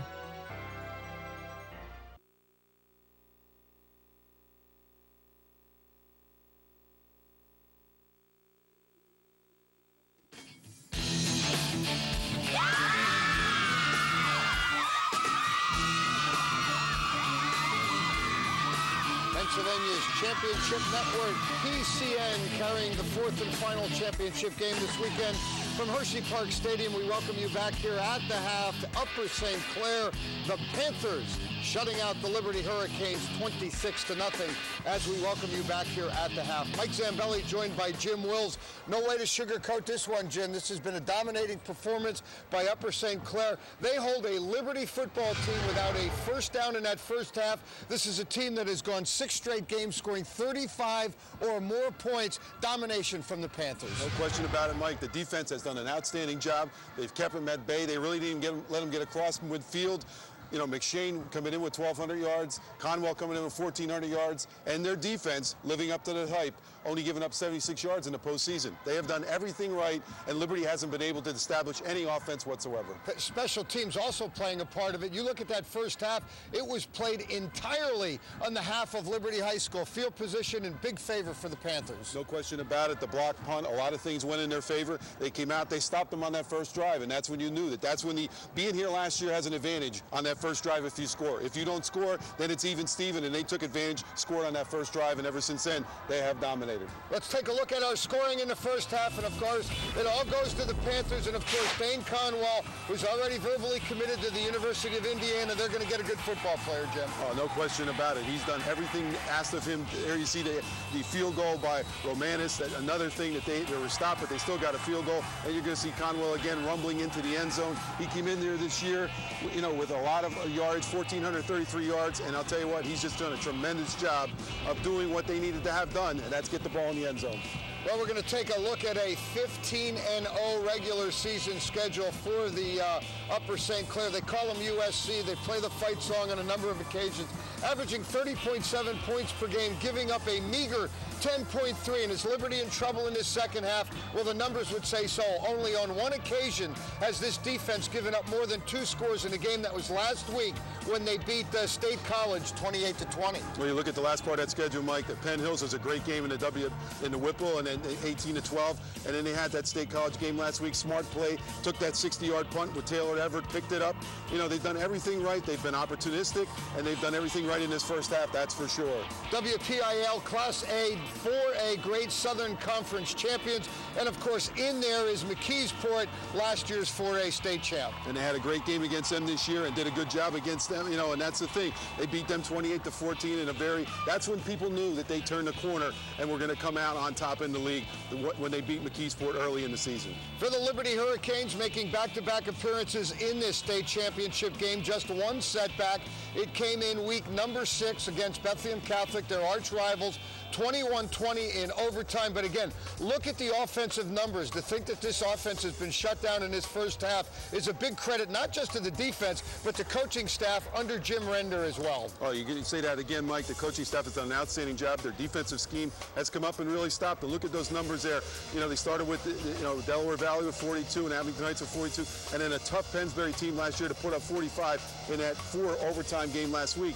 You would think that offense wouldn't be the problem coming in here tonight, but it certainly has been for the Hurricanes. Yeah, you mentioned that game with the Falcons last week. Of course, 4 overtimes, a PIAA playoff legendary game that you'll talk about for years. We take a look at the Lehigh Valley Conference, and again, state champs up and down the board. Parkland, which won this league championship this year, 9-0, the 2002 4A state champs. You move your way down there. Bethlehem Catholic is a 2-time state champion, as is Central Catholic. A little bit of a scheduling quirk. It's a 12-member league. Liberty and Parkland did not play at all this year. The Trojans were knocked out of the district tournament by Easton, of course. And then you see there Liberty at 8-1, but had to play Easton twice, Mike. Easton ends up at 8-1 once and beat Easton both times in order to get that opportunity to claim that district gold. And as you said, it was a shame they just didn't get to play Parkland, as Parkland finishes at 9-0. But the league schedule came out that way. But I'll tell you, it's been a great season so far. Second trip here for the Hurricanes, but the same result as last year so far. Yeah, absolutely. Let's take a look at some more highlights now in this first half. And of course, offensively, you know, when you talk offense, it's going to come from the guys wearing the black uniform. I think, Jim, we center on these guys like Conwell and McShane, the quarterback. Look at the way their offensive line gets into people and drives people off that line of scrimmage. They have been a treat to watch in this first half. Well, that's where this game has been won. You're looking at Taylor Everett there getting the ball from the quarterback, McShane, but I'll tell you what, this guy wouldn't have the opportunity right here to make those runs, Conwell that is, without the opportunity of the offensive line. Even on a simple screen pass out to the rollout pass to the right, they're getting great protection. McShane able to just dump that pass over and get an offensive opportunity. On the other hand, defensively, they have boxed up Dan Persa like no other team has done, and there's a special teams play with the block punt once again. As you see, number 11 coming in there, that's Matt Schmoyer coming in there for the block. Well, what if you're Tim Muntzman, you know him quite well. What can you say to your football team in half here? Well, you got to appeal to their pride. Say, we've been here before. This is your second trip. You have nothing to be ashamed of. You got to go out here and play the second half on pride. You got to establish. They got to get something offensively. Get the chains to move at least a couple times. Get some momentum, because there's been times in this game where defensively they haven't played bad. Well, for Jim Render, could be half away from a state championship. We'll step aside. Bob, Gary, and Steve will take you through the second half. You're watching the championship on PCN. Stay with us.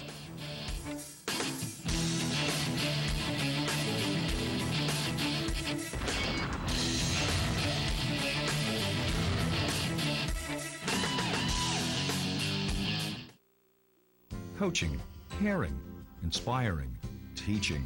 Every day, APSCA faculty and coaches of the 14 state system universities are making the difference in the lives of students.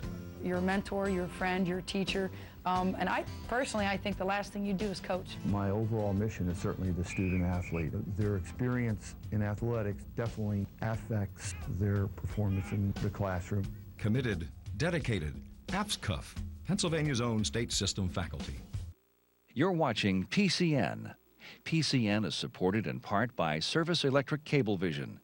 PCN, only on cable.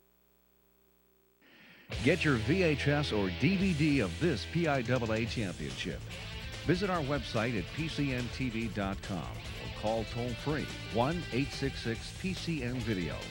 All championships are $29.95, including shipping and sales tax. The State Farm Show has something for everybody. Which event are you better suited for? Trying to hold on for just a few pulse-pounding seconds to a frenzied, ground-shaking 1,800-pound bull? Or maybe you prefer a contest where you weave sheep's wool into a colorful shawl? Whichever you prefer, you'll find both events and everything in between during Farm Show Week, beginning January 6th on PCN. Only on cable. America's manufacturing is all over the globe these days. But look at Pennsylvania. Lots of the things you see and use every day are still being produced right here. PCN Tours takes you inside Pennsylvania's factories to show you how things are made. Your guide from the company will walk you through the whole process, from raw materials to the finished product. PCN Tours, Sundays at 8 p.m. on PCN, only on cable. Pennsylvania has many faces.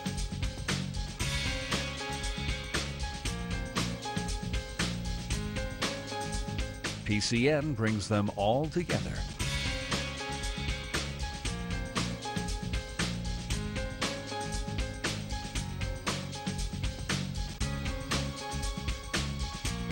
PCN, a television network for Pennsylvanians, only on cable.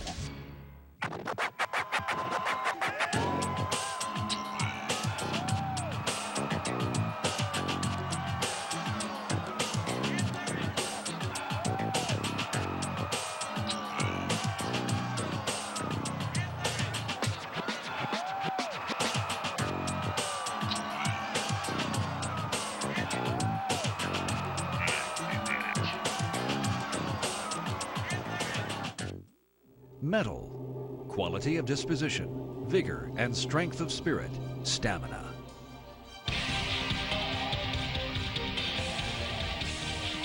Their mettle is tested here. Watch the state's best high school athletes compete in the PIAA Finals on PCN, Pennsylvania's championship network. High school sports, PIAA Finals on PCN, only on cable. At this time of year, you have to put some more thought into getting around safely in your car. And if you're traveling around Pennsylvania, you need more than a local forecast to help you make plans. That's where Weather World comes in. The team at Weather World brings their years of experience together to tell you about weather conditions all over the state every weekday. Weather World, weekdays at 5:45 p.m. on PCN, only on cable.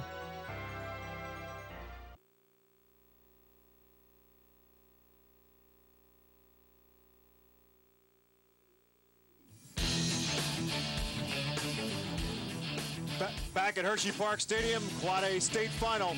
Upper St. Clair on top of Liberty by a score of 26-0. Welcome back, everyone. Bob McCool, Gary Sutton, Steve Bowen with you at Quad A state final, 26-0 Upper St. Clair. And Steve Bowen, we talked about before the game that this Upper St. Clair team was a little bit more towards efficient more than spectacular. Well, first half they were efficient and spectacular. They were spectacularly efficient in that first half.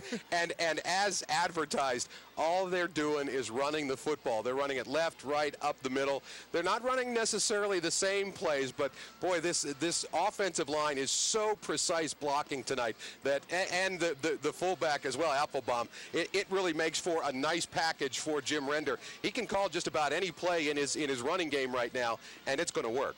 And they have done a number of different things, and it was all Dane Conwell early on. And Dane Conwell and company started with the touchdown run, and that just got things going for Upper St. Clair.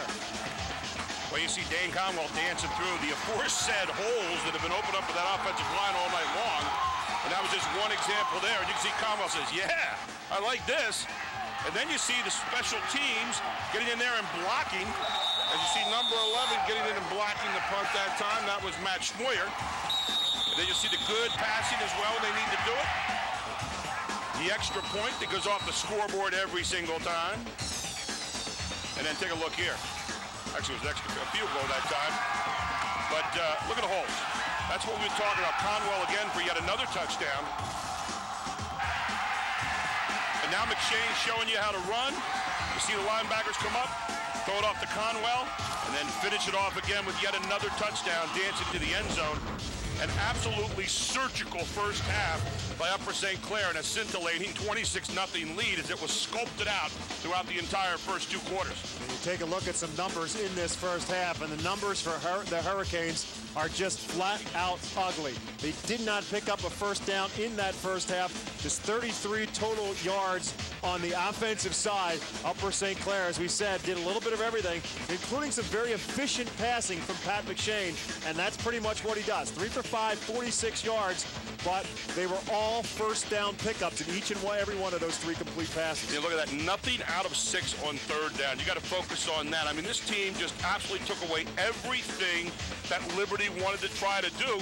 They played zone, they played man-to-man. That defensive backfield, I'm telling you what, linebackers, the corners, and the safeties took away everything in that entire first half that Liberty wanted to see. Upper St. Clair is one of those teams that when we get together and try and pick out a player because we have to focus on, but this is absolutely positively as much of a team effort, and Gary, you mentioned it, I think especially on the defensive end, they have the guys up front who are doing a nice rush job. They don't have to run any real iffy schemes defensively. They can play their package and just keep it right there. No question about it. And now they're in a position second half where they can pretty much start to just keep on grounding it out, make the clock their friend. It's 26-0. And Wilson just trying to find something. When was the last time he went through a half with no first downs?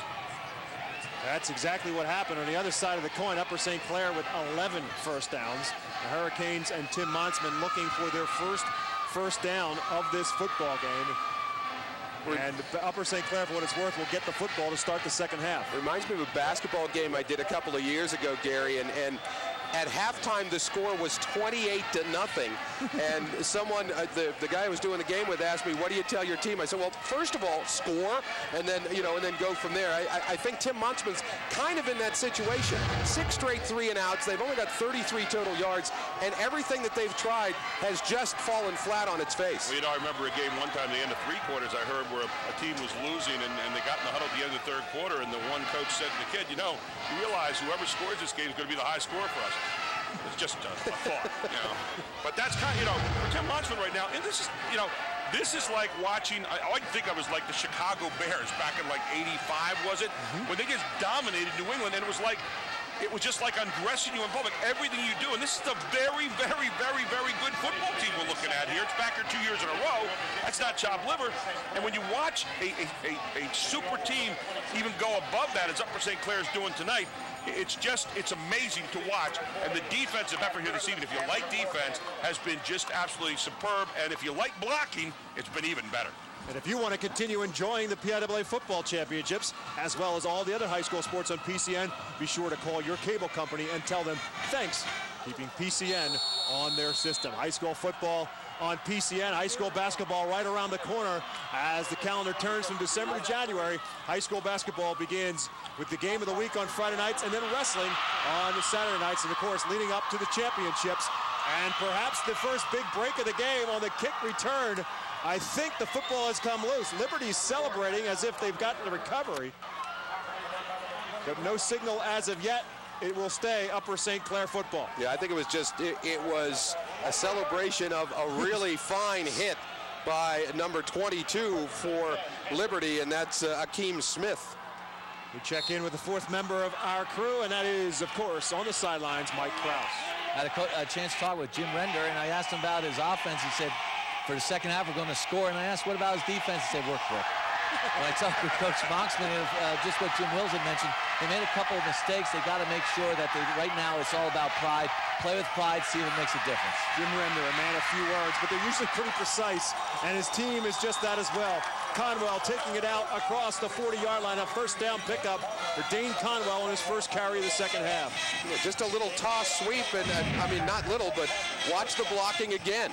The lead fullback doesn't do much there, but boy, up front, the big guys did a lot. There really wasn't great blocking that time. It just was a matter of he just kind of outran the blocking and got the first down.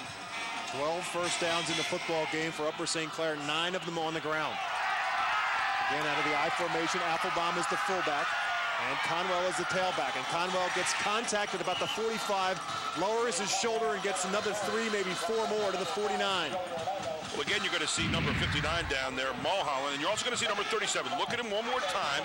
That's Neil Applebaum. I'm telling you, if I was given an MVP tonight, Neil, here's 59 back there, and then you can see Applebaum right in there, putting the block out, and then right on ahead, diving down again. Big chunks of yardage. Second down and only 2 yards to go. Radzikinas as well blocking downfield. And now Upper St. Clair shows a full house backfield. Now they shift out of that into a broken eye instead. They'll run the inside reverse to Chrisis. Chrisis with a little bit of room that closes quickly in Liberty territory at the 45-yard line. It'll be another Upper St. Clair first down. Again, coming to the strong side here, you're going to see some great blocking. Watch the blocking along the line right there. The seal block to the inside, you can see it right there. And then again, the action coming back this way with the reversal, and you just see everybody putting on a body somewhere, and that's what you want to do on blocks. Everybody's got to have body on body, sustain it, and push it down the field. We see there 52 Radzikinas again, pulling and then sealing inside and allowing for Chrisis to make the cut. They've run that play twice. The first one from Chrisis was 25 yards. This one was for 6. This time, Applebaum gets his hands on the football. As Gary said, he's been the blocking back most of the night. That's his first carry. As we take a look at our map of the state of Pennsylvania, an indication as to where these two teams from. Of course, Upper St. Clair, the WPIAL champion, just south of Pittsburgh, and the District 11 champion, Liberty Hurricanes from Bethlehem. A couple of good old-fashioned work towns in the state of Pennsylvania. Very close to the same latitude line, too, I noticed, Steve. Applebaum gets 3 yards. I'm not sure what that latitude line was that he ran forward on, but this time it'll be Conwell who will run forward to about the 40-yard line to bring up third down and about 5 for the Panthers. It's actually latitude. We had an argument from downstairs. The latitude line goes east and west, longitude, north and south. Don't argue with the truck. No, I'm like a geographical nut. 2 runs. The nut part we know. Thank you. 2 runs here on this particular series. 3 yards, 2 yards. Doesn't sound like much, but they're, again, pounding away and pounding away and pounding away. That's all you want to do. When you have the ball, they don't. And that's right now your defense is playing offense. Conwell on 3rd and 5 is going to get 3, maybe 4 on a second effort. Dan Mulholland, the right tackle, again, opening up a huge hole off that right side. As again, it's Applebaum diving through here. Braxton Isaac, number 83, and Joe Luther, 78. Right there. There you see again, it's Mulholland pushing to the inside. And you're going to see the move right here into this hole. And it's going to set up a 4th down and 1 for Upper St. Clair.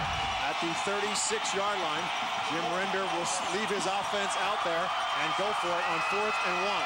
Liberty faithful across the way trying to rally their team right now. Conwell gets hit, and I don't know that he got it. It's going to depend on the spot. The ball came down on the line. If they put it where the ball came down, he's got the first down. If they mark it back anywhere at all, it's going to be short of the first down. As we saw the tackle made by number 7, Dan Person. Quarterback, strong safety, and boom, there comes Persa, and talk about taking the runner's legs out from under him. He's got the first down, I think, by the nose of the ball. See where the ball came down? Right on the line, and that's where they have it marked. The nose of the ball is just grazing that line. Watch again.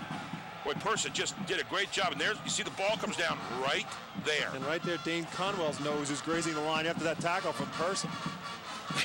Great job by Persa. That was an outstanding play by Dan Persa. The way things are going for Upper St. Clair tonight, is there any question on this? Not so far. Well, maybe the second half is a new life for the Liberty Hurricanes. It is. Just inches short. Oh, man, I tell you, there's no more than a link or 2 separating them for the first down. Big play by Persa, and a big play to get a little momentum here as you see the Liberty faithful on the far side waving the white flags and saying, hey, maybe we can get something going here. So Persa makes the play on defense. Jim Render not happy with the spot, to say the least. Tim Monsman hoping that now Dan Persa can get something going on offense. I'll tell you what, he might be up by 26 points, but coaches are a strange lot, and we know that things can turn around in a big hurry, and Render is coaching every play in this game, even up 26-0. Mamuzic and Smith in the backfield alongside of Persa. Persa this time on the toss. to Smith, and Smith is going to get stopped initially by number 88, Taylor Everett, and then wrapped up and dropped in the backfield by Shine. You want to talk about discipline defensively here. Taylor Everett staying home like he knew exactly the play that was coming. You're going to see the option run. Now watch, right here. Here's 88 staying home. He doesn't quite get him, but he slows him down enough that he gets a little help from his friends later on, and Mulholland's going to help to finish him off. Along with, who's that, number 87, Shine? There's Everett coming through. He slows him down. Yeah, here's Shine right there. Just kind of got pushed into him. He gets blocked into him, actually, and he'll take the credit for the tackle, no problem. Loss of 8 on the play, 2nd and 18. This time, Purcell wants to roll out. Under a rush from Everett, and there it comes again. Boy, 88's been everywhere tonight. And one of the things that I think Liberty is still not able to understand is the speed of this defense by Upper St. Clair. They hear, oh, they're the big road grinders, and they're the team that goes north and south all the time. Look at 88 right here. Just throws a defender off and sheds him, and then goes and gets the tackle and forces the fumble as well. So the football at the bottom of the pile came out, and on the recovery was Ramsey Lesnett, the linebacker. So Everett gets the sack, Lesnett gets the recovery, and Upper St. Clair gets the football. 1st and 10 at the Liberty 19-yard line. That 4th down stop now seems like a bit of a Pyrrhic victory for Liberty after a really strong defensive series by Upper St. Clair. Upper St. Clair had the football 3 times in Liberty territory to start drives. This is the 4th of the game. The pass complete to Shine. They're going to mark him down at the goal line, I believe. The officials are going to call for it. Talk to one another right now. I believe one thought he was down, another thought he was in. They faked the dive, and everybody bought in on it. And right there, well, nice his body's down, good spot. Yep. The ball just came down on this side of the line. Good job by the official. That's a real nice spot. Watch here, what happened? Stop there. There's a man diving in. Everybody's buying the fake. Everybody's caught standing. And then what you have, rolling right in here, he's going to be wide open for the pass. That was, again, David Shine, who's been a star defensively and now offensively tonight, too. And now 1st and goal from the 1-yard line for Upper St. Clair, and Conwell will take it home for his 4th score of the night. Right now, Upper St. Clair just beating on that line of Liberty, and you got to sense that some of the steam coming out of Liberty at the moment. It's a tough time here, beginning of the 3rd quarter with another drive. Hey, you saw a smile there from Jim Render. Holy cow. With the numbers that Dan Purcell came into this game with, I'm really surprised that even, at the point that it was like 19-0, that they didn't start throwing the football a little bit more. Give credit again to that Upper St. Clair defense has just done outstanding work all night. Last time he hit the colon with his extra point. Let's see how close he gets this time. Kick splits the uprights. That's not the problem. He hits the bottom of the building this time. He let up a little bit. 7 minutes, 10 seconds remaining in the 3rd quarter of play. Upper St. Clair and Jim Render's team right now extends their lead. The score, Upper St. Clair 33 and Liberty nothing. We'll take a break. We'll come back with more from Hershey Park Stadium in the Class Quad A State Championship game after this on the Pennsylvania Cable Network.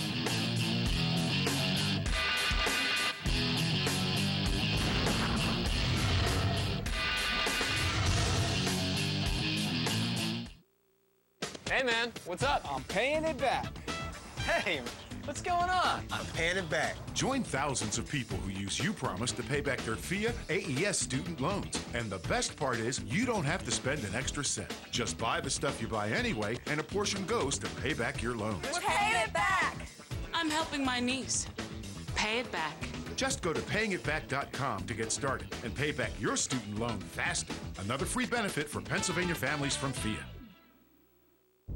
In all the world, there are a select few who at their very core are capable of incredible transformation. Under the most grueling conditions, they are shaped, hardened, sharpened, ready to stand among the most elite of all warriors, the few, the proud, the Marines.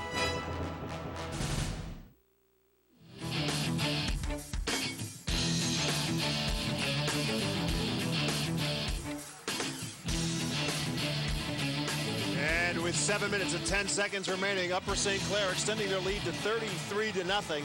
Liberty Hurricanes hoping that somehow or another they can make something happen as Justin Rivera and Oscar Rivera will drop back deep to return the kick. from Alex Romanus. There is Conwell, who's had a great night tonight, 120-plus yards rushing and 4 touchdowns. This is a Liberty team that's averaged over 370 total yards a game this year, 240 on the ground, 139 in the air, and they've been held without a first down tonight, which is absolutely incredible. Akeem Smith ends up returning the kick for Liberty, and he'll get to about the 25-yard line, and that's it. The special teams tackle well as for Upper St. Clair also. And again, having Liberty running east and west instead of north and south here, and that talks about the quickness of this Upper St. Clair team in every facet of the game so far tonight, as they have dominated from start to this point in the game. Grant Candebarrow with the tackle on special teams for Upper St. Clair. 1st and 10 for Liberty from their own 25-yard line. This time going out of an I formation. They'll give it to the fullback, Mamuzic, and he's hit behind the line of scrimmage. Talk about surge. Upper St. Clair won that battle. That was Brett Scheller, 35, who got the first hit from his linebacker spot. Take a look right here, and everybody's up on the line, and you're going to see Schiller coming in right there, coming through, and no one's going to put a glove on him, and you're going to see him standing right up there on the line, on the runner, straight in. Great job that time by number 35, Brett Scheller. You'll see it again. Right on through, nobody touches him, and just straight on down. On 2nd down and 12, again, Liberty having some trouble in the backfield. Flag down on the play. Persa on the bottom of the pile. We're seeing over there along the line right now, number 13, Christian Rodriguez, throwing a little bit. I don't know if he's planning on warming him up to get in the game or not, or if there's something wrong with Persa at this point. Remember, he did get hit there on that play we saw with the shoulder in the back in the first half, and who knows. Christian Rodriguez, 6 foot, 175-pound sophomore, getting the arm warmed up on the sidelines. Let's head down to the sidelines, check in with Mike Krause. Gary, the last offensive series when Persa came over to the sideline, he was moving a little gingerly as he was coming off the field. He was a little frustrated, but right now, as you mentioned, that on the sideline, Christian Rodriguez, the sophomore 6-footer, throwing the ball a little bit in case there could be a call, or even if the gap gets too big, get some experience out there for next year. 3rd down, and we'll call it 12 coming up for Persa and the Hurricanes. Akeem Smith goes in motion out of the backfield. Persa this time trying to get the quick hitter and make something happen. Joe Orlando makes the catch. He'll get to about the 32. Not enough for a first down yet for Liberty. Great coverage that time by Pat McShane on that quick slant. Really not allowing, after the pass was completed, any yards after the catch. Well, it's a nice route down and in here, but it's short of the first down. You got to make sure you get to that first down marker before you let that one go. So not a play designed to get a first down. Again, they come to 4th down here, and they got to kick it away. First downs are uncharted territory as of yet for Liberty. And a high short kick coming up this time by Mamuzic, and it hits, and Upper St. Clair will get pretty good field position as it trickles out of bounds at about the 44-yard line. You try to, if you're Liberty right now and your coach Tim Monsman, and you can see him over on the side, he's trying to figure out something right now to get going, and it's amazing. They've been stymied in every single thing they've wanted to do tonight in this game, and it's like Upper St. Clair, someone stole the playbook, and it's got every play that they've got in their arsenal.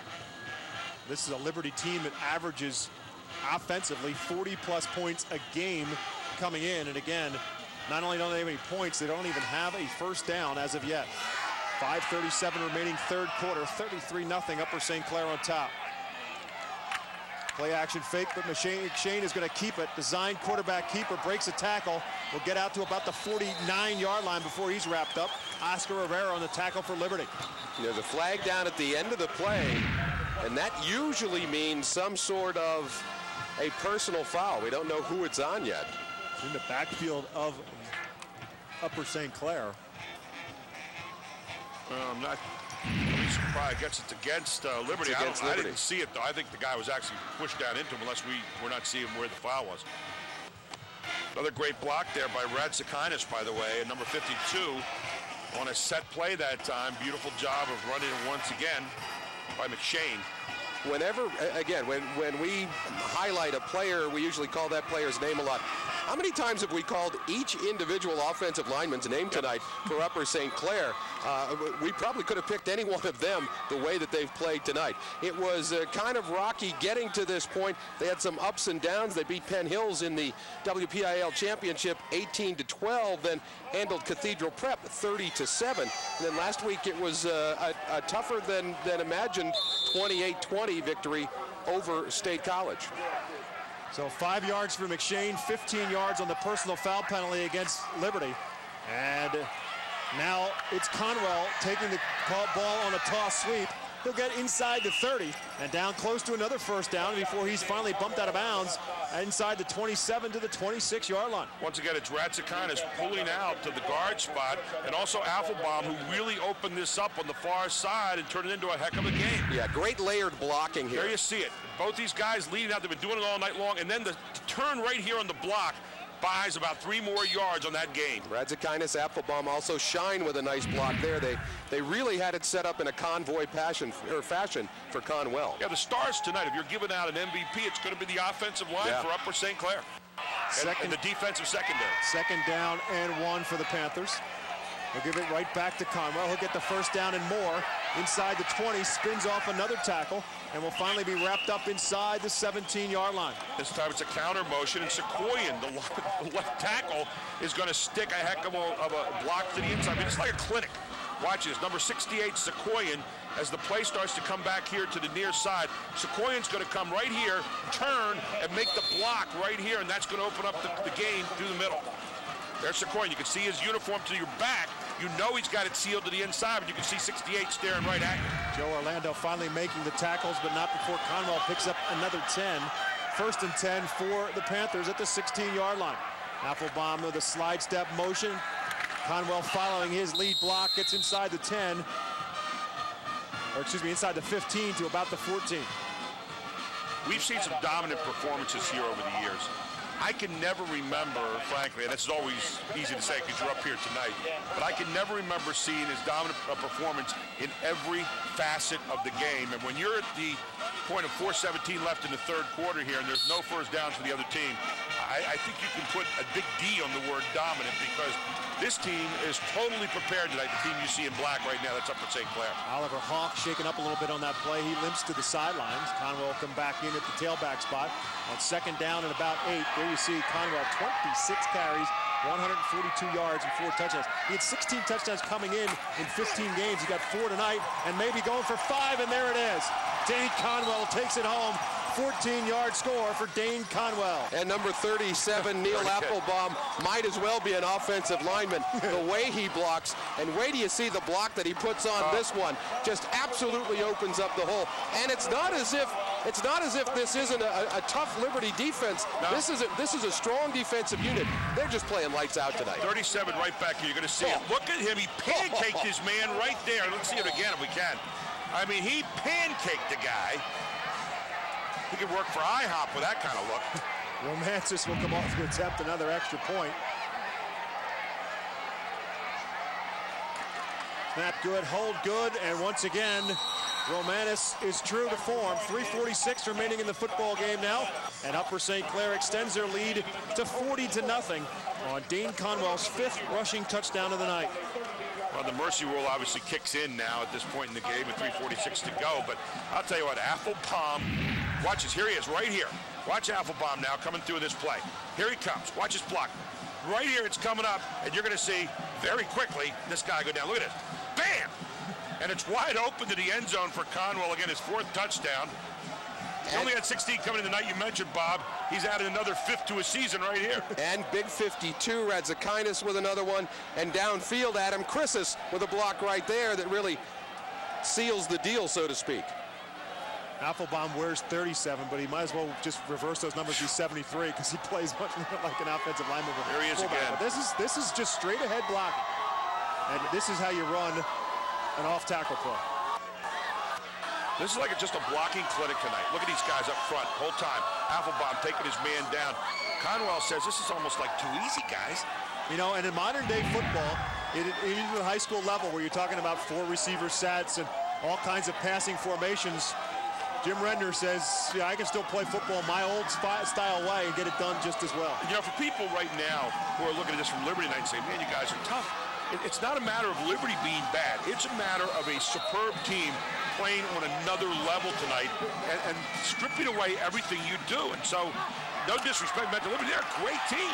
But on the other side, Upper St. Clair is beyond great tonight. They're in another stratosphere. Oscar Rivera on the kick return out across the 30-yard line. Let's go back down to the sidelines to Mike Krause. Won the state championship, and the way they're playing tonight looks like they're going to get their second. But in 1988, the first year of the state championship, they won the Whippeal, and they defeated Pittsburgh Central Catholic. They applied. They were given a bid to come to the state tournament. The school board denied them that bid, so in second place was Central Catholic. They went, and they won the state tournament. And Jim Redner came back here in 1989, or came here in 1989, and did win that first state championship. And that is a great story. And in those days, Gary, you've talked about this so many times, that in those days, the WPIAL championship was everything to those teams in District 7 until they realized the value of winning a state championship. Well, I know Jim Redner was one of those guys in the beginning, too, who was kind of the leader in that and said, hey, you know, WPIAL is what we play for during the year. And the PIAA was kind of like Philadelphia is in basketball right now coming to it. The WPIAL was kind of slow in coming to it, but it's nice that they've been able to add that on as the next level after the WPIAL now, which is still an important championship out in the West. And if you look at AA and Quad A, the last 6 years have been emphasis coming to Hershey for the WPIAL. The 6th sack of the football game for the Panther defense. Drops Persa back inside the 30-yard line to the 28. This time they'll go with a little shovel pass. It'll get him back to the 30-yard line. We take a look at some of the past champions as we talk about championships. And there you see, as Mike Krause told you, Pittsburgh Central Catholic winning the first official Quad A state championship in 1988, and then Jim Redner winning the second for Upper St. Clair in 89. Well, what's interesting, too, is when you look back here, there's only been 3 times that WPIAL has not been represented, and Erie Cathedral Prep has come here, I believe, all 3 times. 2-yard pickup on that shovel pass for Dan Persa and the Hurricanes to the 30-yard line. 3rd down and 14 coming up for Liberty. Those years 91, 99, and 2000 for Cathedral Prep, representing District 10 and the West in the Quad A championship. A flag before the football, and Brett Scheller was coming on a blitz on 3rd and long, and a delay of game penalty is going to cost Liberty 5 yards. 0 for 7 so far on 3rd down, and that look on Tim Monsman's face might describe trying to look for something. If you've ever coached at a game like this, I don't care what sport you are, that look shows you that, man, you know, you just feel like no matter how good your season was, this moment you're just being stripped down, and it's one of the worst feelings you could ever have as a coach. You really got to feel for Coach Monsman. Persa again under pressure, shakes one tackle, shakes a second. He's going to take off and run with it now and across the 35-yard line to the 37, to the 37, maybe the 38-yard line. Not going to be enough for a first down. Taylor Everett with the big stop. Brings up 4th and 8. You can see here just running for his life. And you know, untouched again because of the blitz. Watch this. Just straight on through. Nothing going on there as far as a block. And now you got Percy saying, oh, no, not again. And trying to just take off just to save some yardage. So Conwell gets the 5 touchdowns on offense, makes his presence known on defense as well. And Conwell is a good one at linebacker. Again, Dane Conwell heading to Indiana next year to play for the Hoosiers.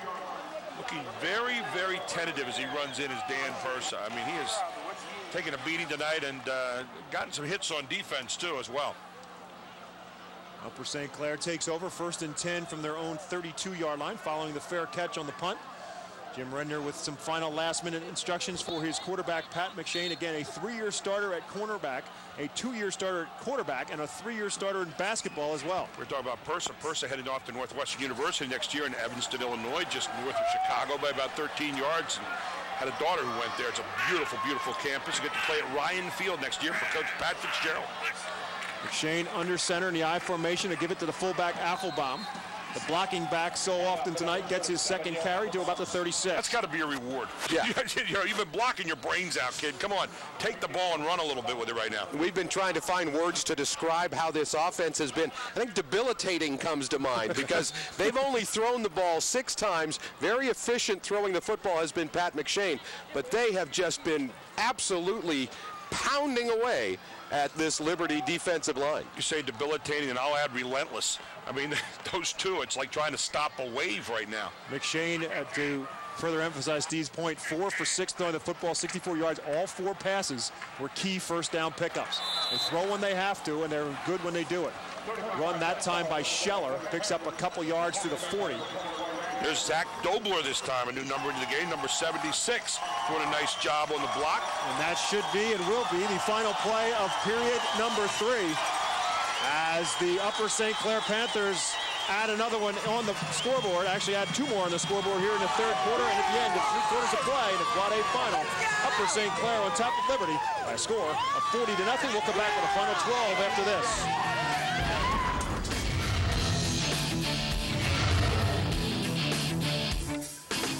This PIAA Sports Championship on PCN is underwritten by the Association of Pennsylvania State College and University Faculties.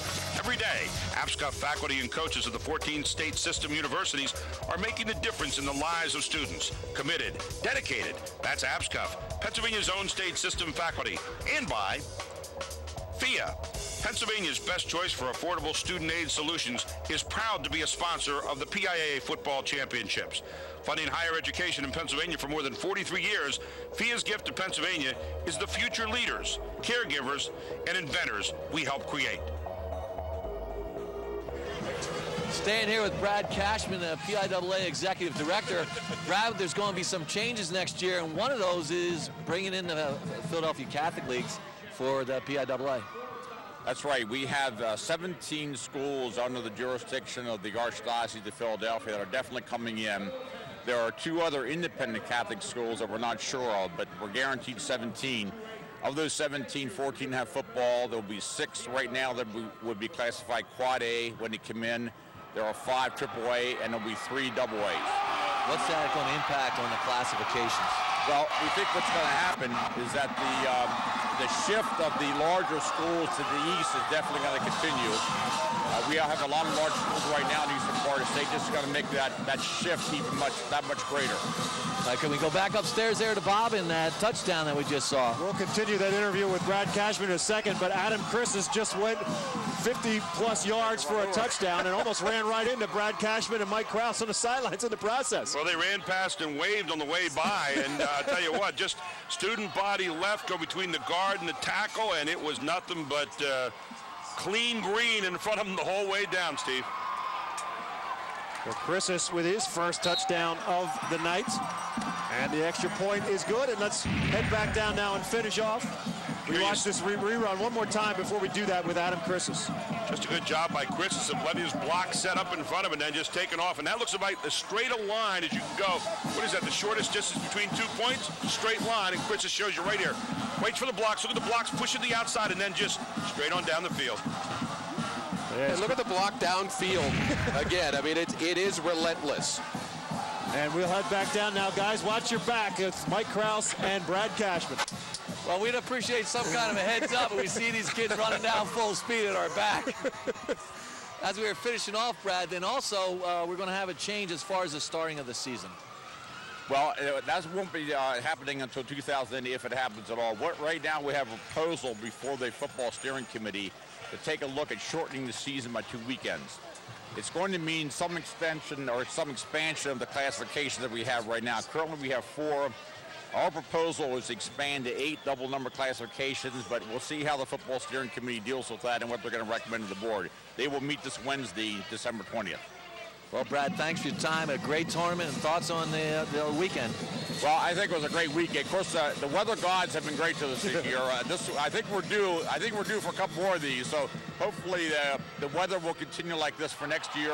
Cross our fingers, but it's been a great weather weekend and great attendance this year and great games. Thanks for your time. Back to you, Bob. Thank you very much, Mike Krause, Brad Cashman, Bob Lombardi, Mark Byers, Melissa Mertz, the PIAA Executive Committee, they do a great job, obviously, in running all these tournaments, not just football, but all the sports at the high school level. And the ever-changing, ever-evolving face of the PIAA tournaments. And one of the other guys, too, Bob Lombardi, who takes care of the officials. So I'll tell you what, these officials all weekend, let's talk about them, have done really a fabulous job. We've seen a couple calls. You know, you're always going to see a couple calls. But overall, they've kept great control of the games. You haven't seen a whole lot of choppiness or chippiness all weekend long. It's really been fun to watch them. So championship officiating as well as championship play here too. Personal foul on Liberty on the run back. The second time we've seen a personal foul penalty against the Hurricanes. And again, it's just frustration setting in for Bethlehem Liberty. I mean, they got here last year to the state final. One-sided performance by McKeesport in that football game. 49-10 the final score in that one. This one now 47-0. It's been a frustration. Again, significant contributions from a lot of different people all season long, and a great season for Bethlehem Liberty. But to get to the state championship game and really just get pushed around out there by a very good Upper St. Clair team, it's got to be frustrating. And so the Hurricanes will start deep in their own territory, 1st and 10 from the 14-yard line. And again, right on top is number 59 there, who's been tough on defense all night long and offense, Dan Mulholland, who dives in there to stop the play. Hakeem Smith gets the carry for Liberty. They'll take it to about the 16-yard line. 2nd down and 8 coming up for the Hurricanes. Everybody thought coming into this game tonight, this was going to be a nip-and-tuck game for 4 quarters. You know, we were talking to a lot of people today from both sides of the state. I said, hey, this is going to be, you know, it's going to be a good game. It's going to be a tough game. And, you know, Wilson's an outstanding team, but you're just watching a team tonight in a different place. 2nd down and 8 for the Hurricanes. They go back to Hakeem Smith. He'll get to about the 20-yard line before he's wrapped up. Pick up of about 4, maybe 5 more for Hakeem Smith. And I still think one of the problems that Liberty just has not been able to solve is the activity and the athleticism and the speed of this Upper St. Clair defense. Because when you go into the 4th quarter and you don't have a first down, and you come in averaging close to 40 points a game, there is something that you're not being able to handle on the defense. And I just think that it's the speed of this USC defense. Quick lateral movement and discipline. We see it right there. There it is again. You know, right there is a perfect example. Persa thinks that he's got an opportunity, and now there's going to be an unsportsmanlike call. And it's going to be Everett for taunting. Yep. Yeah, Everett came over, he made a great play, and then he taunted afterward. Watch Everett, number 88. He's coming right off this side. He's going to come in and make the play. And then he gets up and does a little taunting. And I'll tell you what, when you're up 47-0, there's no place for that. Look, I don't think he was really, yep, he did. He pushed it, you know, the one move wasn't so bad, but then he kind of ground his foot into the ground. That really isn't needed. And I guarantee you, somebody's going to have a piece of Taylor Everett. You know who it is going to be, don't you? It's going to be Jim Render. Yeah. So that's going to give Liberty their first down of the football game after the sack.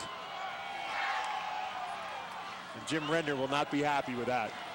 I can guarantee you that. Well, Jim Render's a classy guy, too, and his team's classy, and that just wasn't a very classy play, frankly. And there's a young man, Mr. Everett, who has played a superior game tonight. I mean, this kid has been all over the field, but you got to keep that excitement inside just a little bit. For what it's worth, that's the 7th sack of the football game for the Upper St. Clair Panthers. Well, if you look at Jim Render, you know, there's one word comes to mind, unflappable. Everett does stay out on the field for what it's worth. He lined up outside linebacker on the right side of Panther defense, and this time a pass complete to Oscar Rivera, who breaks a tackle. Oscar Rivera down the sidelines to the 30, 20, one man to beat, and finally bumped and pushed towards the pylon. He got stepped on the 3-yard line and out of bounds at the 2. So a terrific run after the catch by Oscar Rivera. This was a down and out, short of the first down, and it looked like he was going to get tackled again, and just not very good tackling, just a down and out play. Now watch, right there, he's missed by number 4, that's Danny Miller, and then just takes off, and finally he's pushed out of bounds at the 2-yard line. 66 yards on the play. And Ramsey Lesned saves the touchdown. So the Hurricanes had not gotten a first down. They get a gift one on the personal foul penalty, and then Oscar Rivera with a 67-yard catch and run. Takes it to a 1st and goal situation to the 2-yard line, and a timeout called on the field. And Adam Chris has ended up finally pushing him out of bounds, number 40. Need to give him credit as well. What a great play. And there you see, you would be pretty sure he's in a pretty tight game here at the moment, wouldn't you? We see if Mike Krause was right there, right near that unsportsmanlike conduct penalty. Let's see what he has to say. Everett had dug his foot in the ground, and they understand the penalty. It was uncostly, but more reason, you have a 47-point lead. You still, as a coach, you have goals they want to accomplish. One thing that they haven't done all season is had a 0 on the defensive side.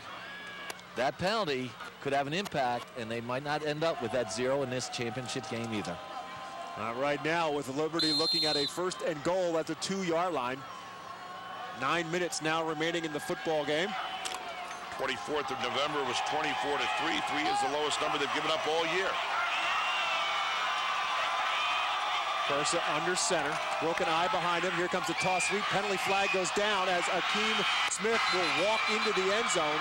But again, a personal foul, or excuse me, a penalty flag comes down on the play. Looks like illegal procedure. Yep. And so instead of getting their first touchdown of the football game, they'll back them up 5 to a 2nd and goal from the 7. You're just going to see some movement from the backs. Right there, you can see him. He's moving too quickly and too early before the snap, and illegal procedure. Just not going to come easy tonight for Liberty in any way, shape, or form. So it'll be 1st and goal to go from the 7-yard line following the 5-yard penalty. I wonder what's going through that guy's mind right now. Tim Munchman, he's brought a team here 2 years in a row. 49-10 last year, 47-0 at the moment, and just has just done a tremendous job coaching coming to this game, and it's just been tough. Again, out of the eye, Persa wants to throw for it. Akeem Smith makes the catch at the 2 and will back into the end zone for the touchdown. Nice So throw. the Hurricanes finally do get those points. Yeah, an outstanding throw that time by Dan Persa. Paid for it as he got whacked by 52 Radzakainis, but a nice throw over the defense. Well, here's the play. Now, everything's coming this way. Now watch. And then Akeem Smith just comes out, and then Persa gets hit at the end, but delivers the pass and gets on the board. There he is, coming right back across. Beautiful lead. Akeem Smith takes it into the end zone. Touchdown, Liberty. And again, blocked. There's that special teams again. And coming in for the block is Dan Miller, number 4. And so with now 8 minutes and 12 seconds remaining in our football game, the score, Upper St. Clair 47 and Liberty 6. We'll take a break and come back with more from Hershey Park Stadium on Pennsylvania's Championship Network, PCN.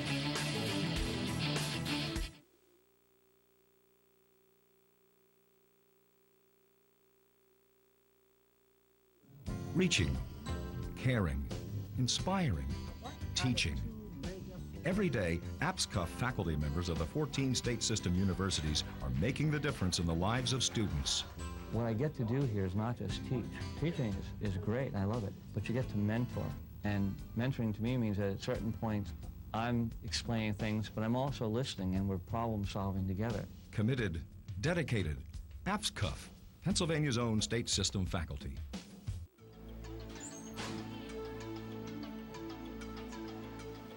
Need my A game today. I've worked hard for this. Gotta give 110%. I've trained. I've prepared. Don't forget, leadership, teamwork, communication. That's right. A game today and every day. Stay involved in interscholastic athletics. Become a PIAA registered official. Stay in the game.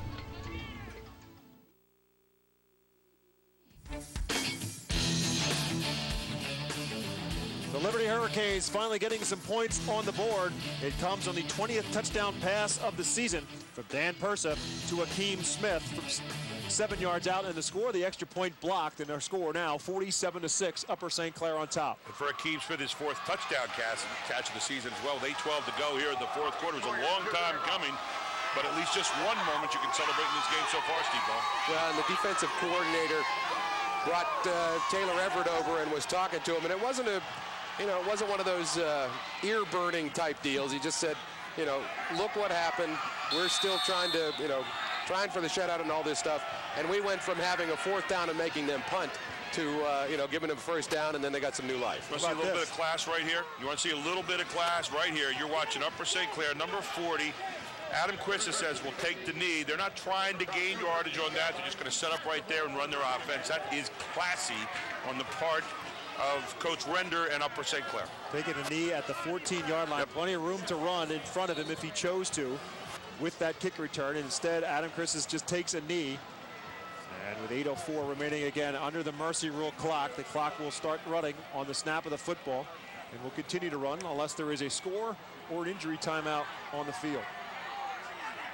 Affelbaum stays in there at fullback with Conwell at tailback, and Conwell, as he's done so much tonight, follows Affelbaum around left end, across the 15 to about the 16. Why not follow Affelbaum? My gosh, he's about as sure a blocker as you're ever going to see. Takes on his man again, sustains the block. Here comes the curtain call. And here they come off the field. You're going to see the Upper St. Look at Jim Render. Look at the cheerleader. Look at him down there on the field. Look at this. Look at this.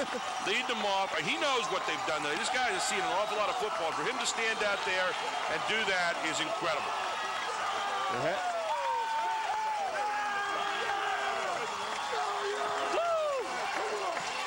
Basketball season is right around the corner as football season winds down here tonight on the Pennsylvania Cable Network. And we'll be there starting in January with our high school game of the week.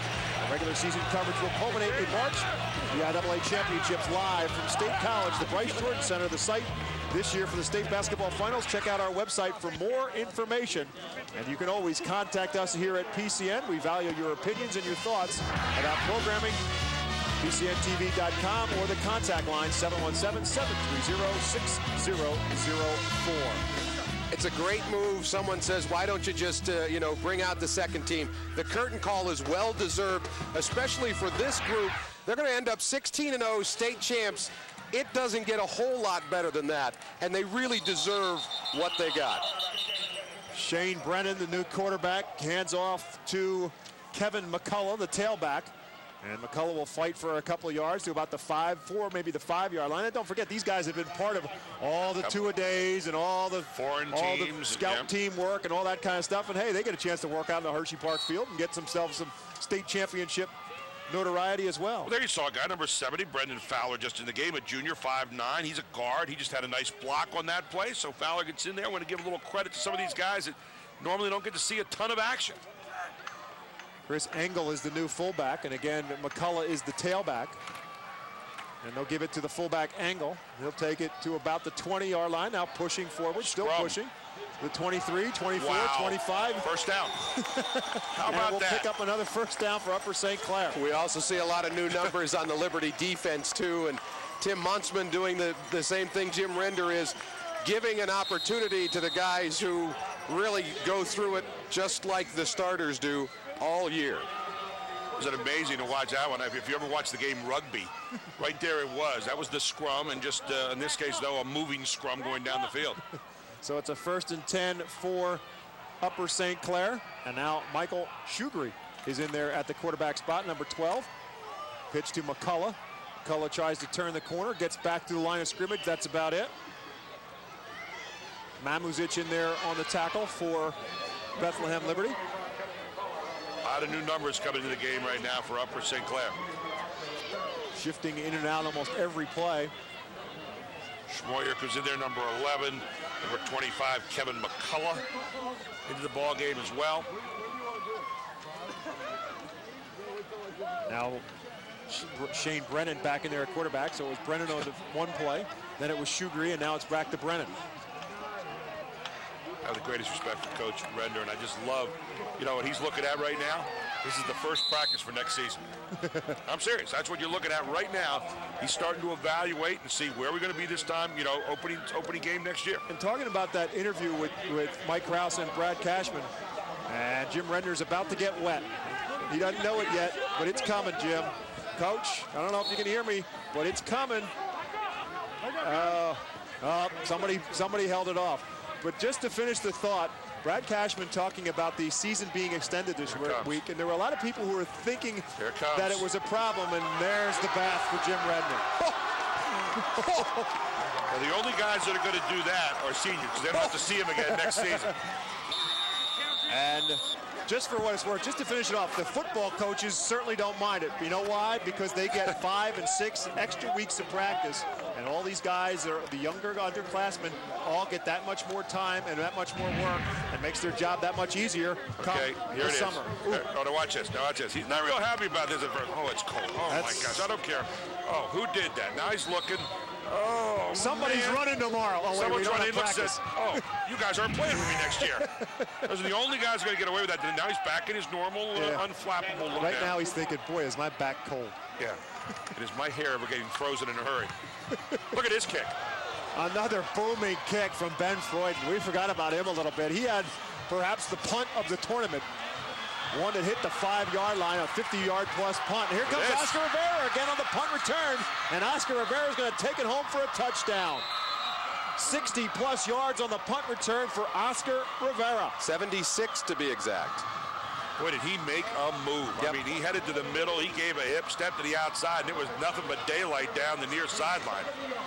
So Oscar Rivera had a big pass reception that set up the first touchdown, and now a punt return for the second touchdown for Liberty. Watch this. Watch him step to the middle. Shoot, shoot.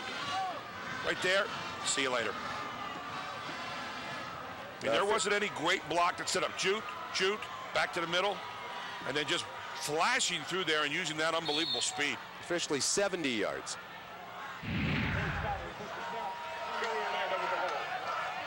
Window dressing, to say the least, for the Liberty Hurricanes, but a little bit of pride as well, as the extra point is up and good.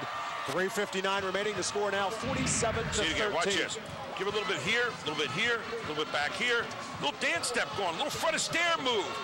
And then Rivera heads off for the end zone. No Fred Astaire move here, just jet speed. Or perhaps maybe more appropriate, more Emmitt Smith move. Could be. Emmitt Smith, yeah. You know, the king Dancing with the Stars. And Cheryl, by the way. Don't forget Cheryl. Cheryl Park. It's the football tie-in with Dancing with the Stars. You see, there's a chance you haven't had too much of that tonight. Wave the L flags. Not to mention that other than Jim Redner, he's the only guy on the sidelines who remembers Fred Astaire. I remember Fred Astaire. Well, I'm just meaning his players certainly don't know who Fred Astaire is. Emmitt Smith, they know. That's exactly right. You would hope. 3:59 left in the football game. 47-13 Upper St. Clair. On their way to winning the Quad A championship. The Class A championship went to the Southern Columbia Tigers, their 5th in a row, 56-14 over West Middlesex. Know who Fred Astaire is. See that?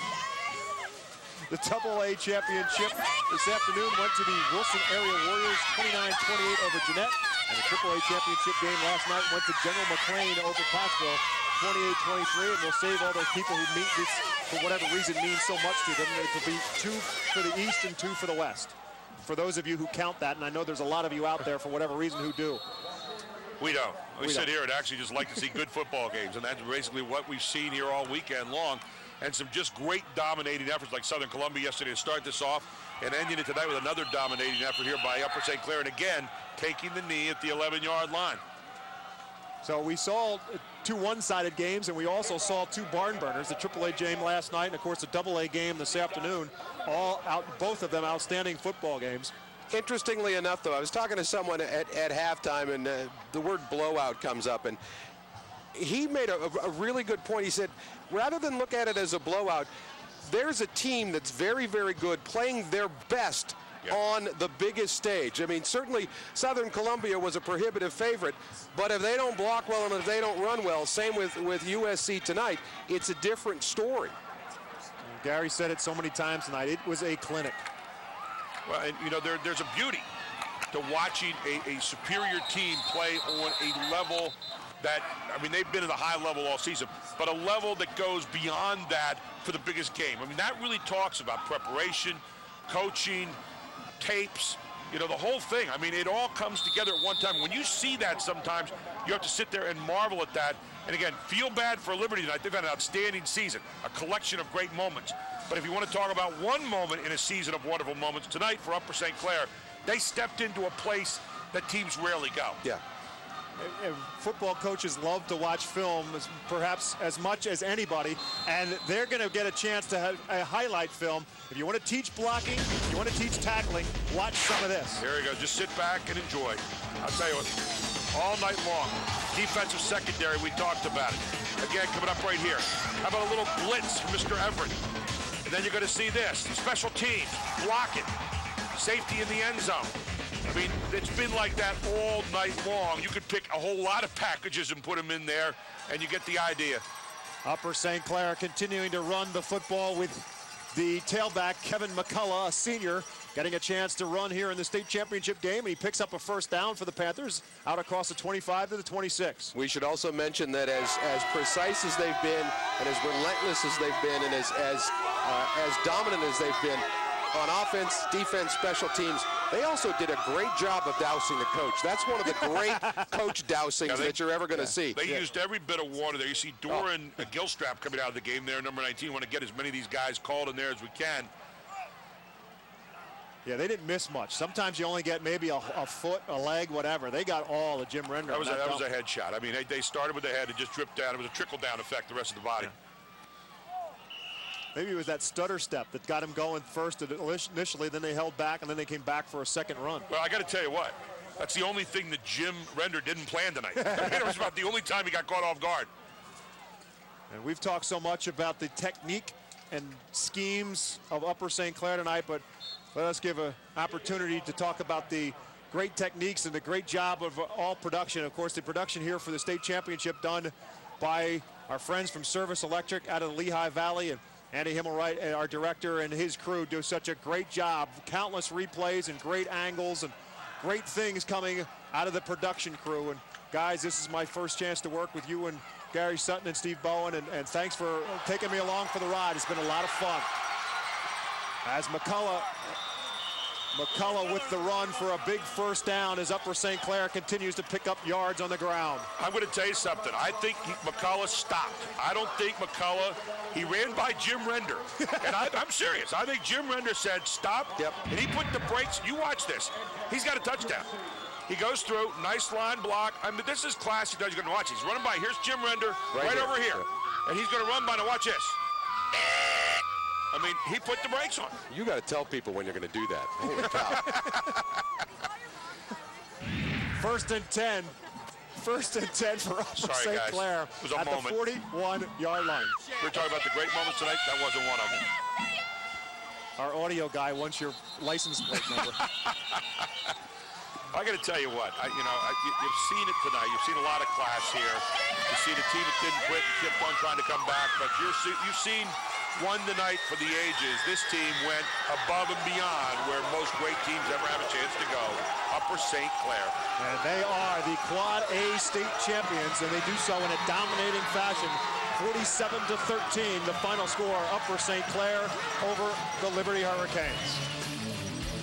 And so we will take a break. We'll come back and we'll show you the trophy presentation of Liberty and Upper St. Clair. Again, the Quad A state championship belongs to the Panthers, 47-13.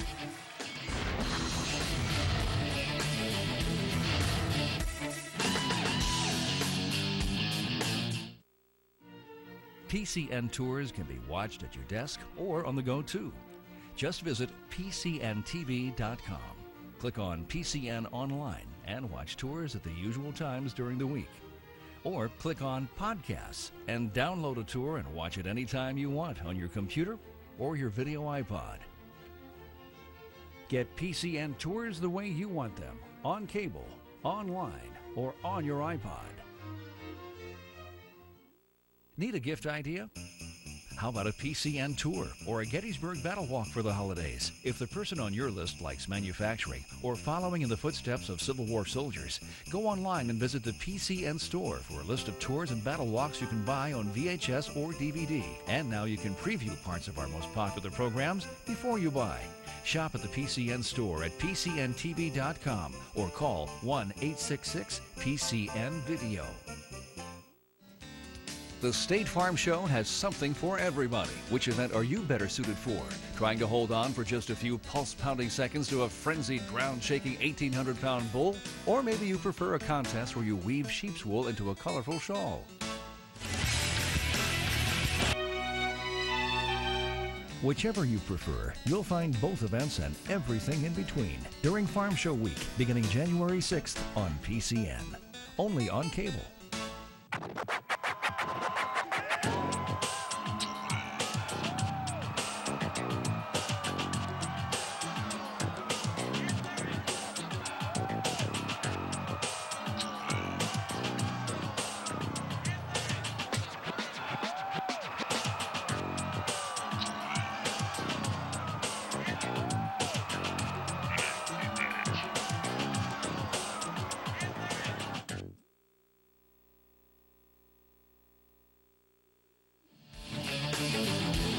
PIAA football championship weekend comes to an end, and it does so with a dominating performance by Upper St. Clair in the Quad A final over Liberty by a final score of 47-13.